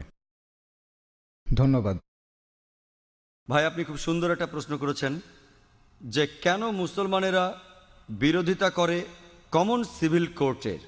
ভাই, আমি কমন সিভিল কোর্টের পক্ষে, কিন্তু সেই কমন সিভিল কোর্টকে হতে হবে সবচেয়ে স্বচ্ছ, যেখানে ন্যায় বিচার পাওয়া যায়। আমি এর পক্ষে। এমনকি যদি ইন্ডিয়ার সমস্ত মুসলমানেরা এর বিরোধিতা করে, আমি ডাক্তার জাকির নায়েকের পক্ষে, এবং আমি তর্ক করতে রাজি, আমি কথা বলতে রাজি আছি, যুক্তির সাথে আলোচনা করতে, কোন নিয়মটা সবচেয়ে সেরা, কোন আইনটা সবচেয়ে সেরা। আর আপনারাই বের করেন যে আইনটা সবচেয়ে বাস্তবসম্মত, সেটা প্রয়োগ করুন। আমি এখানে বলবো যে সারা ইন্ডিয়াতে কমন সিভিল কোর্ট একটাই থাকুক। ক্রিমিনাল কোর্টও, শুধু সিভিল কোর্ট কেন, কমন সিভিল কোর্ট থাকুক, কমন ক্রিমিনাল কোর্টও থাকুক। কিন্তু আমাদের আগে ঠিক করতে হবে যে কোন আইনটা সবচেয়ে সেরা। যেমন একজন হিন্দু মহিলা আমাকে জিজ্ঞেস করেছিলেন কেন ইসলাম একজন পুরুষকে একাধিক স্ত্রী রাখার অনুমতি দেয়। আমি উত্তর দিয়েছিলাম এবং প্রশংসা পেয়েছিলাম। এই উত্তরে একমত হলে আপনাকে কমন সিভিল কোর্টে লিখতে হবে যে একজন পুরুষ একজনের বেশি স্ত্রী রাখতে পারবেন। আমরা জানি পৃথিবীতে মহিলার সংখ্যা পুরুষের চেয়ে বেশি। এর জন্য কোনো সমাধান নেই, কোনো ধর্মের সমাধান দেয়নি। যদিও কোনো ধর্মই বলে না যে মাত্র একটাই বিয়ে করুন, শুধুমাত্র কোরআন ছাড়া। আমি একটা উদাহরণ দিয়েছিলাম যে হিজাবের সঙ্গে ধর্ষণের সম্পর্ক। আমি উপমা দিয়েছিলাম যে সবচেয়ে কঠিন যে শাস্তিটা আমরা দিতে পারি, যে সর্বোচ্চ শাস্তিটা আমরা দিতে পারি, যার ফলাফল সবচেয়ে ভালো, যেমন ইসলাম বলে মহিলাদের হিজাব পরা উচিত। কোনো পুরুষ কোনো মহিলাকে দেখলে তার দৃষ্টি নিচু করবে। তারপরেও যদি কোনো পুরুষ ধর্ষণ করে, সে সর্বোচ্চ শাস্তি পাবে, সেটা হলো মৃত্যুদণ্ড। আমি আমেরিকার পরিসংখ্যান দিয়েছিলাম যে 1990 সালে FBI এর রিপোর্ট অনুযায়ী 1756টি ধর্ষণ সংঘটিত হয়েছে প্রত্যেক দিন 1990 সালে। 1996 সালে US ডিপার্টমেন্ট অফ জাস্টিসের রিপোর্ট অনুযায়ী 2713টি ধর্ষণের ঘটনা ঘটেছে প্রত্যেক দিন 1996 সালে। অর্থাৎ প্রতি 32 সেকেন্ডে একটি ধর্ষণ ঘটছে। আমরা এখানে যে 2 ঘন্টা ধরে আছি, আমেরিকায় 200-রও বেশি ধর্ষণের ঘটনা ঘটে গেছে এই সময়ের মধ্যে। আমি বলছি যদি আপনারা ইসলামী শরিয়া মেনে চলেন যে যখনই কোনো পুরুষ মহিলার দিকে তাকাবে সে তার দৃষ্টি নিচু করবে। প্রত্যেক মহিলা ইসলামী হিজাব পরবে, পুরো শরীর ঢাকা থাকবে, মুখ ও হাতের কবজি বাঁধে। তারপরও যদি কেউ ধর্ষণ করে সে সর্বোচ্চ শাস্তি পাবে। আমি একটা প্রশ্ন করছি, ধর্ষণের হার কি তাতে বাড়বে, একই রকম থাকবে নাকি কমে যাবে? এটা কমে যাবে, এটাই বাস্তব আইন। আর আপনারা দেখবেন একটা অনুষ্ঠান দেখিয়েছিল বিবিসিতে, যেখানে বলা হচ্ছিল নাইজেরিয়া সম্পর্কে। তারা ইসলামী শরিয়া প্রয়োগ করেছিল, ধর্ষণের শাস্তি মৃত্যুদণ্ড, আর তখনই ধর্ষণের ঘটনা সেখানে কমে গিয়েছিল। পৃথিবীতে সবচেয়ে কম ধর্ষণের ঘটনা ঘটে সৌদি আরবে। আমি সৌদি আরবের পক্ষে বলছি না, তবে যেটা ভালো তার প্রশংসা করা উচিত। আমি অভিনন্দন জানাই LK আদভানিকে। আমার মনে পড়ছে কয়েক বছর আগে 1999 সালে অক্টোবর মাসে তিনি একটা বিবৃতি দিয়েছিলেন স্বরাষ্ট্রমন্ত্রী হিসেবে যে মৃত্যুদণ্ডই হবে একজন ধর্ষকের শাস্তি। তাকে অভিনন্দন জানাই, তিনি ইসলামের কাছাকাছি এসে গেছেন। হয়তো এর পরে স্বরাষ্ট্রমন্ত্রী বলবেন যে সব মহিলাদের হিজাব পরা উচিত। হ্যালো, সালাম আলাইকুম। আমার নাম ইয়াসির ফাহামি। আমি এসেছি ইরান থেকে। আমি যেটা জানতে চাই, আপনি নিশ্চয়ই সালমান রুশদির স্যাটানিক ভার্সেস পড়েছেন। একজন মুসলমান হিসাবে কেউ বইটা পছন্দ করবে না। আপনি কি মনে করেন যে ইমাম খোমেনি যা করেছিলেন তিনি কি ফতোয়াটা দিয়ে ঠিক করেছিলেন? এটাই আমার মূল প্রশ্ন। ইমাম খোমেনি যা করেছিলেন ফতোয়া জারি সালমান রুশদির বিরুদ্ধে, সেটা কি ঠিক ছিল? আপনি প্রশ্ন করেছেন সালমান রুশদি সম্পর্কে ইমাম খোমেনি যে ফতোয়া জারি করেছিলেন সেটা ঠিক ছিল কিনা। আমার প্রশ্ন হচ্ছে, কেন ইমাম খোমেনি ফতোয়া জারি করলেন 1 বছর পরে? যে দেশ সবার আগে সালমান রুশদির স্যাটানিক ভার্সেস নিষিদ্ধ করেছিল সেটা ইন্ডিয়া। আর আমি এই কাজটার জন্য রাজীব গান্ধীকে অভিনন্দন জানাই। কেন ইমাম খোমেনি সালমান রুশদিকে হত্যা করার ফতোয়া দিলেন 1 বছর পরে? কারণ তাকে নিয়ে কোনো খবর হচ্ছিল না। সবই রাজনীতির খেলা। আপনি যদি ফতোয়া দিতে চান আপনি সেটা দেবেন। বইটি পৃথিবীর বিভিন্ন দেশে সমালোচিত হয়েছে, অনেক দেশ নিষিদ্ধ করেছে, আর তিনি ফতোয়া দিলেন তাকে হত্যা করতে হবে। ঠিক না বেঠিক সেটা পরের কথা। এটাই হচ্ছে রাজনীতির খেলা, রাজনৈতিক সুবিধা। এইসবই রাজনীতির খেলা। কিন্তু রাজীব গান্ধী যা করেছিলেন হয়তো তিনি এটা জানতেন না। আমি আগেও এই স্যাটানিক ভার্সেস নিয়ে কথা বলেছি, যদিও বইটা ইন্ডিয়াতে নিষিদ্ধ। আমি বইটা পড়েছি। হয়তো জানেন সালমান রুশদি বলে যে সে মুসলমান ছিল, সে কাউকেই বাদ দেয়নি। তার বইতে সে রানী এলিজাবেথকে ছোট করেছে। আর সেই একই ব্রিটিশ সরকার এক আমেরিকান লেখকের বই নিষিদ্ধ করেছে অশ্লীল শব্দ ব্যবহারের জন্য, father, uncle, cousin, king, Margaret থ্যাচারকে উদ্দেশ্য করে। আর এই সালমান রুশদি শব্দটাকে আরও ভয়াবহ করলো আইএনজি যোগ করে। তারপরেও বইটা খুব জনপ্রিয়। তাহলে একজন আমেরিকান লেখক, তার বইটা নিষিদ্ধ হলো 4টা অক্ষর থ্যাচারকে বলার জন্য। আর এই লোক সালমান রুশদি সেটাকে ভয়াবহ করলো আইএনজি দিয়ে, সেই একই মার্গারেট থ্যাচারকে উদ্দেশ্য করে। কিন্তু সে পেল পুরস্কার। কেন? কারণ সে ইসলামের নিন্দা করেছে। এতে তারা খুব খুশি। আর আপনি কি জানেন সে বাদ দেয়নি রাম সীতাকেও? এদেরকে শ্রদ্ধা করে বেশিরভাগ ইন্ডিয়ান, তাদেরকেও ছোট করেছে। আমি শব্দটা আর বলতে চাই না। সে তাদেরকেও ছোট করেছে, তাদেরকেও ছাড়েনি। আর অনেক লোকই সেটা সমর্থন করে। তাই রাজীব গান্ধী সম্ভবত জানতেন না, কিন্তু পরে তিনি বইটা পড়ে বুঝতে পেরেছেন যে কাউকেই সেখানে বাদ দেওয়া হয়নি। তাহলে কেউ যদি সব সময় নিন্দা করে, পবিত্র কোরআনে সূরা মায়দার 33 নম্বর আয়াতে উল্লেখ আছে যে যদি কোনো ব্যক্তি আল্লাহর বিরুদ্ধে যুদ্ধ করে আর তার নবীর বিরুদ্ধে, অনেকগুলো পদ্ধতি আছে। একটা হচ্ছে তাকে মৃত্যুদণ্ড দিন, ক্রুশবিদ্ধ করুন, বিপরীত দিক থেকে হাত পা কেটে ফেলুন, অথবা দেশ থেকে বহিষ্কার করে দিন। আর এই আইন শুধু কোরআনে নয়, এটা বাইবেলেও আছে। যদি আপনি বুক অব লেভিটিকাস পড়েন সেখানে আছে যদি কেউ ধর্মের বিরুদ্ধাচরণ করে তাকে পাথর নিক্ষেপ করে হত্যা করো। এমনকি একজন পথিকও তাকে পাথর নিক্ষেপ করতে পারে যে ধর্মের বিরোধিতা করে। তাহলে এই আইন সব ধর্মগ্রন্থে আছে, শুধুমাত্র ইসলামে নয়, বেশিরভাগ ধর্মগ্রন্থেই এ কথা আছে। হতে পারে খ্রিস্টান ধর্ম, হতে পারে ইসলাম ধর্ম, হতে পারে ইহুদি ধর্ম। স্রষ্টার বিরোধিতা যদি নিশ্চিতভাবে ঈশ্বরের বিরোধিতা করা হয়, অন্য কোনো দেশের সীমা নাই। আমরা এখান থেকে ফতোয়া দিতে পারি না যে তাকে হত্যা করা হবে ইত্যাদি।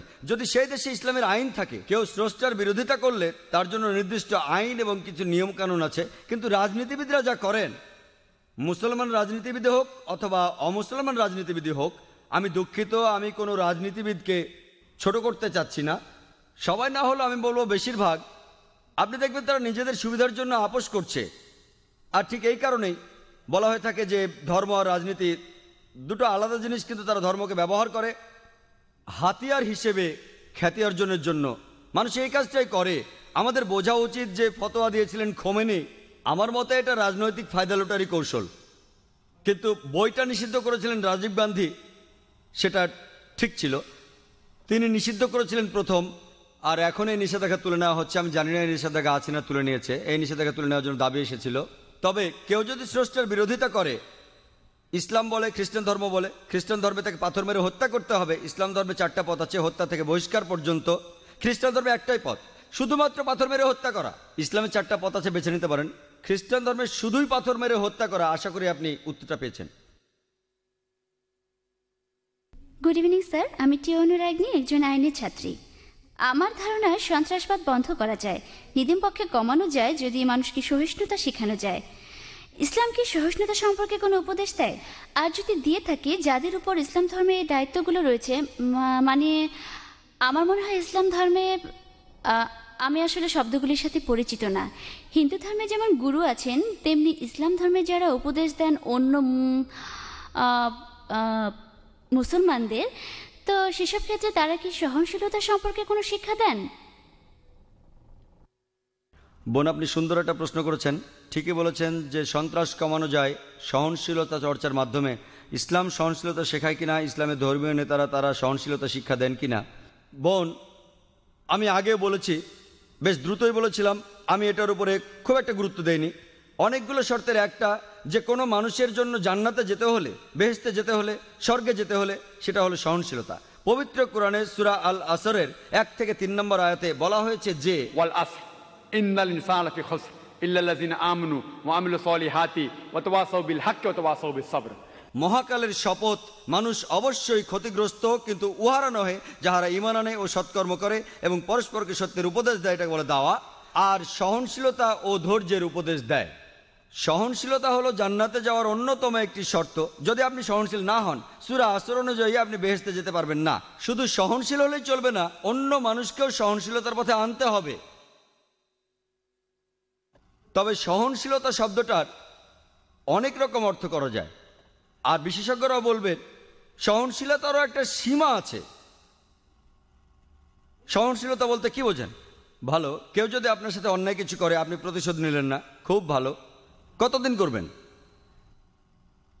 তাই সহনশীলতারও একটা সীমা আছে। আর ইসলাম ধর্মে জালিম সেই লোক যার কাজ হলো জুলুম করা। অর্থাৎ আপনি বলতে পারেন যে ক্ষতি করে সবার। জালিম রয়েছে দুই প্রকার। এক প্রকার সে ক্ষতি করে অন্য মানুষের, আরেক প্রকার সে ক্ষতি করে নিজের। দুই প্রকার জালিম রয়েছে, দুইজনকে বলা হয় জালিম। একজন জুলুম করে অন্যের উপর, আরেকজন করে জুলুম নিজের উপর। আমাদের প্রিয় নবী সাল্লাল্লাহু আলাইহি সাল্লাম বলেছেন, এর উল্লেখ আছে সহিহ মুসলিম হাদিসে, যদি তোমার চোখের সামনে অন্যায় কিছু ঘটে, যদি তুমি পারো সেটা বন্ধ করো তোমার হাত দিয়ে। যদি হাত দিয়ে বন্ধ করতে না পারো, বন্ধ করো তোমার মুখ দিয়ে, তোমার জিহ্বা দিয়ে। যদি জিহ্বা দিয়ে বন্ধ করতে না পারো, অন্ততপক্ষে মনে মনে নিন্দা করো যে কাজটা অন্যায়। আর তুমি যদি এটা করো, তুমি একেবারে নিচের স্তরের বিশ্বাসী, নিচের স্তরে। তাই আমাদের কি করতে হবে? সহনশীল হতে হবে, অন্যকে হতে বলতে হবে। যেমন আল্লাহ বলেছেন পবিত্র কোরআনে সূরা বাকারার 153 নম্বর আয়াতে, ইন্নাল্লাহা মা'আস সাবিরিন, নিশ্চয়ই আল্লাহ সবরকারীদের সাথে আছেন। যখন তুমি সবর করো, খেয়াল রাখবে যেন সীমা অতিক্রম না করে। এরও একটা সীমা আছে, সহনশীলতার একটা সীমা আছে। কোনো কিছু সীমা ছাড়ানোর আগে যদি আপনি দেখেন একজন মহিলাকে ধর্ষণ করা হচ্ছে, আপনি ওই মহিলাকে বলতে পারেন না সহ্য করেন, সমস্যা নেই। যদি আল্লাহ আমাকে শক্তি দিয়ে থাকেন, আমি যদি দেখি একজন মহিলা ধর্ষিত হচ্ছেন, আমি সেটা বন্ধ করার চেষ্টা করবো হাত দিয়ে। যদি না পারি তাহলে বলবো, আরে ভাই সাহেব ধর্ষণ করবেন না। মুম্বাইয়ের একটা খবর, একটা বাচ্চা মেয়ে, 13 বছরের একটা বাচ্চা মেয়ে, তাকে ধর্ষণ করেছে এক লোক। সেখানে 5 জন যাত্রী ছিল, তাদের মধ্যে একজন আপত্তি তুলল, সবাই বাধা দিয়েছিল। আরে 5 জন লোক একটা মাতালকে আটকে দিতে পারতো, 5 মাতাল, কিন্তু তারা কিছুই করেনি। মানবতার হয়েছেটা কি? মানুষ আজ কোথায় গিয়ে দাঁড়িয়েছে? 5 জন জোয়ান লোক সামলাতে পারে না একজন মাতালকে, যে মেয়েটাকে ধর্ষণ করছে। এটা কি সহনশীলতা? আমি বলবো কাপুরুষতা। সেজন্য আমি বলছি, যদি এই 5 জন লোক সন্ত্রাসী হতো, সন্ত্রাসী মানে যারা অসামাজিকদের মনে ভয় জাগায়, ওই মাতালটা এই কাজ করার সাহস পেত না। তাহলে বোন, আমরা উৎসাহ যোগাবো, চেষ্টা করব যাতে মানুষ আরো সহনশীল হয়, একই সাথে তারা যেন কাপুরুষ না হয়। খেয়াল রাখতে হবে অসামাজিক যা কিছু আছে সেগুলো যেন কমে যায়। আর সবাইকে একসাথে চেষ্টা করতে হবে, দেখতে হবে ওই লোকগুলো, ওই অসামাজিক লোকগুলো যেন অন্যায় থেকে বিরত থাকে। আশা করি উত্তর পেয়েছেন। হ্যালো, আমার নাম বিদীপক, আমি একজন চার্টার অ্যাকাউন্টেন্ট। আমি আপনাকে একটা প্রশ্ন করতে চাই, সেটা হলো, স্যার, তালিবান সরকার একটা ফতোয়া জারি করেছিল বামিয়ানে বুদ্ধমূর্তি ধ্বংস করার জন্য। বলা হয়েছিল সেটা ইসলামের বিরুদ্ধে। আমি জানতে চাই এটা আসলে ইসলামের বিরুদ্ধে কি না। এটা কি আসলেই সেই পথ যেটা শয়তানের দেখানো পথ, যে ব্যাপারে মুসলমানদের সতর্ক থাকতে হবে? ভাই, আপনি যে প্রশ্নটা করেছেন একই প্রশ্ন আমাকে করা হয়েছিল আমি যখন সুরাটে বক্তৃতা দিচ্ছিলাম। ঘটনা ঘটার মাত্র কয়েকদিন পরের কথা, তখন এটা বেশ গরম খবর ছিল। তালেবানরা ধ্বংস করছিল সেই সময় বামিয়ানের বুদ্ধ মূর্তিগুলো, ভাই আমাকে প্রশ্ন করেছেন যে এটা কি ইসলামের বিরুদ্ধে ইত্যাদি। একই প্রশ্ন আমাকে একজন অমুসলিম জিজ্ঞাসা করেছিল সুরাটে, যে কাজটা ঠিক না ভুল। আর তখন কিছু পরস্পর বিরোধী খবর শোনা গিয়েছিল আসলে তারা মূর্তিগুলো ধ্বংস করেছে কিনা। আর তাই তখন আমি বলেছিলাম যে আমি জানি না ওগুলো ধ্বংস করা হয়েছে কিনা, কিন্তু আজকে আমরা জানি যে এটা সত্য ঘটনা, ধ্বংস করা হয়েছে। কাজটা ঠিক না ভুল, আমি যা বলতে পারি যে আমি বিভিন্ন ধর্মের একজন ছাত্র হিসেবে বলছি, ঠিক না ভুল সেটা পরে বলছি। আমি যেটা বলতে পারি যে অবশ্যই তালিবানরা যদি তারা বুদ্ধমূর্তিগুলো ধ্বংস করে থাকে, তারা যেটা করেছে তারা আসলে বৌদ্ধদের উপকারী করেছে। আমি বিভিন্ন ধর্মের একজন ছাত্র, আমি বৌদ্ধ ধর্মগ্রন্থ পড়েছি, আমি পড়েছি ধাম্মাপাঠ, আমি ধর্মগ্রন্থগুলো পড়েছি। এই ধর্মগ্রন্থগুলোর মধ্যে কোথাও লেখা নেই যেখানে বুদ্ধ বলেছেন যে আমার মূর্তি পূজা করো। বুদ্ধ কখনোই বলেননি যে বৌদ্ধরা মূর্তি পূজা করবে। মূর্তি পূজা পরে চালু হয়েছে। আমি যেটা বলতে পারি বিভিন্ন ধর্মের একজন ছাত্র হিসেবে, ঠিক না ভুল সে ব্যাপারে পরে আসছি, তারা যেটা করেছিল আসলেই তারা বৌদ্ধদের উপকার করেছিল। আর বৌদ্ধ ধর্মগ্রন্থের মধ্যে কোথাও লেখা নেই তার মূর্তি বানাতে হবে। এবার প্রশ্নটাতে আসি। এই প্রশ্নটা আমাকে এক সাংবাদিক করেছিল ব্যাঙ্গালোরে, যে শুধু এই কারণে ইসলাম মনে করে মূর্তি পূজা করা একেবারে নিষিদ্ধ। অন্য ধর্মে আছে, খ্রিস্টান ধর্ম বলে, যদি আপনি পড়েন ওল্ড টেস্টামেন্ট, এটা বলা হচ্ছে বুক অফ ডিউটেরোনমিতে 5 নম্বর অধ্যায়ে 7 থেকে 9 অনুচ্ছেদে।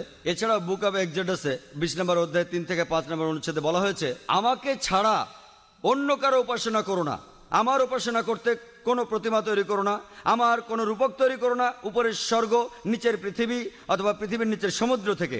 তাদের সামনে নতজানু হয়েও না, তাদের সেবা করো না, কারণ আমি ঈশ্বর সৃষ্টিকর্তা খুব ঈর্ষাপরায়ণ। তাই খ্রিস্টান ধর্ম অনুসারে, ইহুদি ধর্ম মতে মূর্তি তৈরি করে তাকে ঈশ্বর বলা একেবারে নিষিদ্ধ, একইভাবে নিষিদ্ধ ইসলামেও।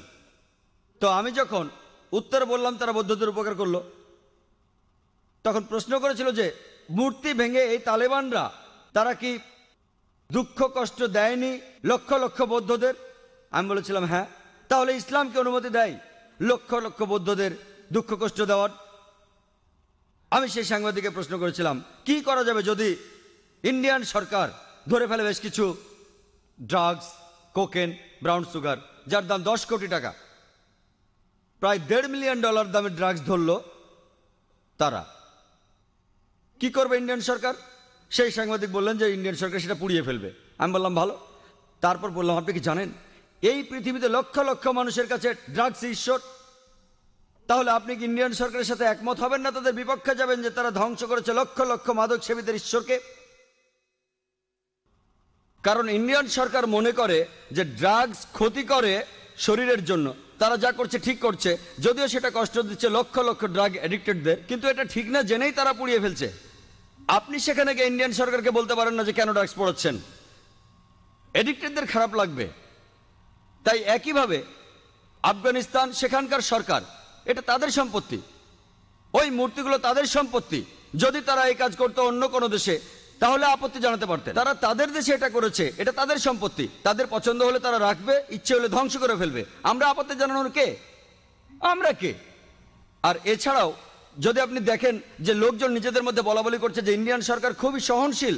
আপনি কি জানেন যে বোম্বেতে যখন আপনি ডোমেস্টিক এয়ারপোর্টে আসবেন, সান্টা ক্রুজ এয়ারপোর্টে, যেখানে একটা বড় মূর্তি ছিল মহাবীরের, হোটেল জালের ঠিক সামনেই মূর্তিটা ছিল নগ্ন। তারপর লোকজন আপত্তি জানালো, তখন মূর্তিটার সামনে একটা দেয়াল তুলে দেয়া হলো। তারপর কয়েক মাস পরে তারা সরিয়ে ফেললো মূর্তিটা। এই একই লোকগুলি যারা আপত্তি জানালো মূর্তির ব্যাপারে, সেই লোকগুলো নিন্দা জানাচ্ছে আফগানিস্তানকে। কেন? একই লোকগুলো আপত্তি জানালো রাস্তার উপর একটা মূর্তির ব্যাপারে। দেখলেন? আপনি কি জানেন ইন্ডিয়াতে জৈন ধর্মের অনুসারীর সংখ্যা আফগানিস্তানের বৌদ্ধদের চেয়ে বেশি? তাই যখন বোম্বের সরকার সেই মূর্তিটাকে সরিয়ে ফেললো, যাকে মনে করা হয় ঈশ্বর, যাকে মনে করেন তীর্থঙ্কর জৈনরা, আর জৈন ধর্মের অনুসারীর সংখ্যা ইন্ডিয়াতে যারা আছে আফগানিস্তানের বৌদ্ধদের চেয়ে বেশি, সেই সময় কি আপত্তি তোলেনি? আর যখন আফগানিস্তান সরকার এটা করছে তখন আপনি আপত্তি জানাচ্ছেন কেন? এই দুই মুখ নীতি। কারণটা হচ্ছে ওয়ার্ল্ড ব্যাংক। জৈনরা কি দুঃখ পায়নি যখন জৈনরা একটা মূর্তি রাখলো মহাবীরের, যাকে তারা মনে করে তীর্থঙ্কর? আপনি কেন আপত্তি জানাবেন? ঠিক তখনই সবাই বলে উঠলো যে সরাতে হবে মূর্তিটা, সরাতে হবে মূর্তিটা। আর সেই লোকগুলো আপত্তি আর নিন্দা জানাচ্ছে কেন তোমরা ধ্বংস করলে বামিয়ানদের বুদ্ধ মূর্তিগুলো? দুমুখ নীতি। আর তাই আমাদের মানুষ হিসাবে নেওয়া উচিত একমুখ নীতি। এক একবার এক এক রূপ ধারণ করা এই নিয়ম ভালো না। আমি যেটা মনে করি এটা তাদের সম্পত্তি। ধরেন একজন অমুসলিম একটা বাড়ি কিনলো, সেই ঘরের মধ্যে খোদাই করা আছে কাবা শরীফ, ধরেন কাবা শরীফ। যদি সেই অমুসলিম কাবা শরীফ পছন্দ না করে আর সেটা ঢেকে ফেলে, কে আপত্তি জানাবে? যদি কেউ, আর বিশ্বাস করেন যদি কোনো মুসলমান যদি সে তৈরি করে কোন মূর্তি মোহাম্মদ সাল্লাল্লাহু আলাইহি সাল্লামের, আপনি যদি সেই মূর্তি ধ্বংস করেন, সারা বিশ্বের মুসলমান যদি আপনার বিপক্ষে থাকে, আমি ডাক্তার জাকির নায়েক আপনার পক্ষে থাকবো। কারণ মোহাম্মদ সাল্লাল্লাহু আলাইহি সাল্লামের মূর্তি তৈরি করা সম্পূর্ণ নিষেধ। যদি কোনো মুসলমান পাগল মোহাম্মদ সাল্লাল্লাহু আলাইহি সাল্লামের মূর্তি তৈরি করে এবং তার পুজো করে, আর আপনি একজন অমুসলিম যিনি ইসলাম সম্পর্কে জানেন, আপনি যদি সেই মূর্তি ধ্বংস করেন, যদি সারা বিশ্বের মুসলমান আপনার বিপক্ষে থাকে, আমি ডাক্তার জাকির নায়েক আপনার পক্ষে থাকবো।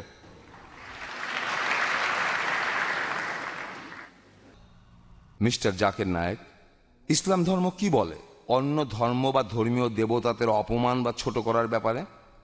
আমি এই প্রশ্নটা যে কারণে করেছি যে যখন একজন ইন্ডিয়ান চিত্রশিল্পী যিনি একজন মুসলমান তিনি এঁকেছেন হিন্দু দেবী সরস্বতীকে নগ্ন অবস্থায়, যেখানে সবাই প্রশংসা করেছিল যে এটা মত প্রকাশের স্বাধীনতা, আর প্রত্যেক ইন্ডিয়ান এবং সমর্থকই যখন সালমান রুশদি একটা বই লিখেছিল ইসলাম সম্পর্কে, যখন বইটা রাজীব গান্ধী নিষিদ্ধ করলেন, প্রায় প্রত্যেক ইন্ডিয়ানই সেটা সমর্থন করেছিল।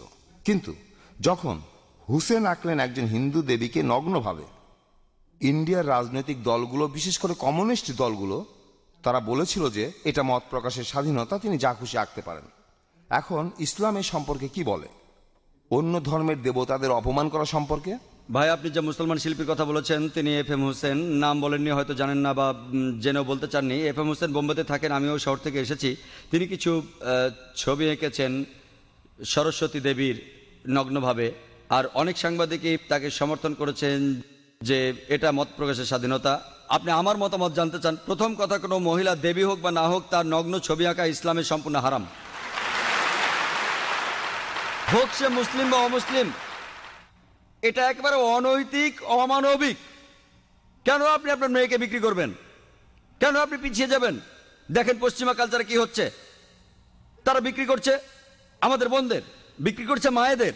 একটা বিখ্যাত অ্যাডের নাম শুনেছিলাম, বিএমডাব্লিউ গাড়ির নাম শুনেছেন? এটা অনেকটা মার্সিডিজের মতো, ধনী লোকদের জন্য মার্সিডিজ খুব দামি একটা গাড়ি। সেই বিজ্ঞাপনে আমি দুঃখের সাথে বলছি, আমি শুনেছিলাম যে এক মহিলা বিকিনি পরে দাঁড়িয়ে আছে, গাড়ির সামনে উপরে লেখা আছে তাকে পরীক্ষামূলকভাবে চালানো শুরু করো এখনই। কাকে? গাড়ি না মেয়েটাকে? গাড়ির সামনে ওই মেয়েটার কি প্রয়োজন ছিল? তাহলে এই সব কিছুই মত প্রকাশের স্বাধীনতার নামে মেয়েদের অপমান করা। FM হোসেন যা করেছেন সেটা সম্পূর্ণ ভুল। মূল প্রশ্নতে আসি, আপনি কি সমালোচনা করতে পারেন অন্যান্য ধর্মের দেবতাদের? পবিত্র কোরআনে সূরা আনামের 108 নম্বর আয়াতে উল্লেখ আছে যে তাদের নিন্দা করো না, তাদের ছোট করো না যারা অন্য কারো উপাসনা করে আল্লাহকে বাদ দিয়ে, বরং তারাই না জেনে নিন্দা করে আল্লাহ সুবহানাহু ওয়া তাআলার। কোরআন বলছে নিন্দা করো না ওই দেবতাদের যারা তাদের উপাসনা করে আল্লাহকে ছাড়া, বরং তারাই না জেনে নিন্দা করে আল্লাহ সুবহানাহু ওয়া তাআলার। তাই ইসলাম ধর্মে এটা নিষিদ্ধ। আরও নিন্দা করা কোন ধর্মের দেবতাকে যদি আপনি তাকে মানেন না, এটা নিষিদ্ধ। একই কথা কোরআনে সূরা আনামের 108 নম্বর আয়াতে বলা হয়েছে। আর FM হোসেন যা করেছেন, একটা নগ্ন ছবি এঁকেছেন, এটা ইসলামে সম্পূর্ণ নিষিদ্ধ। আশা করি উত্তরটা পেয়েছেন।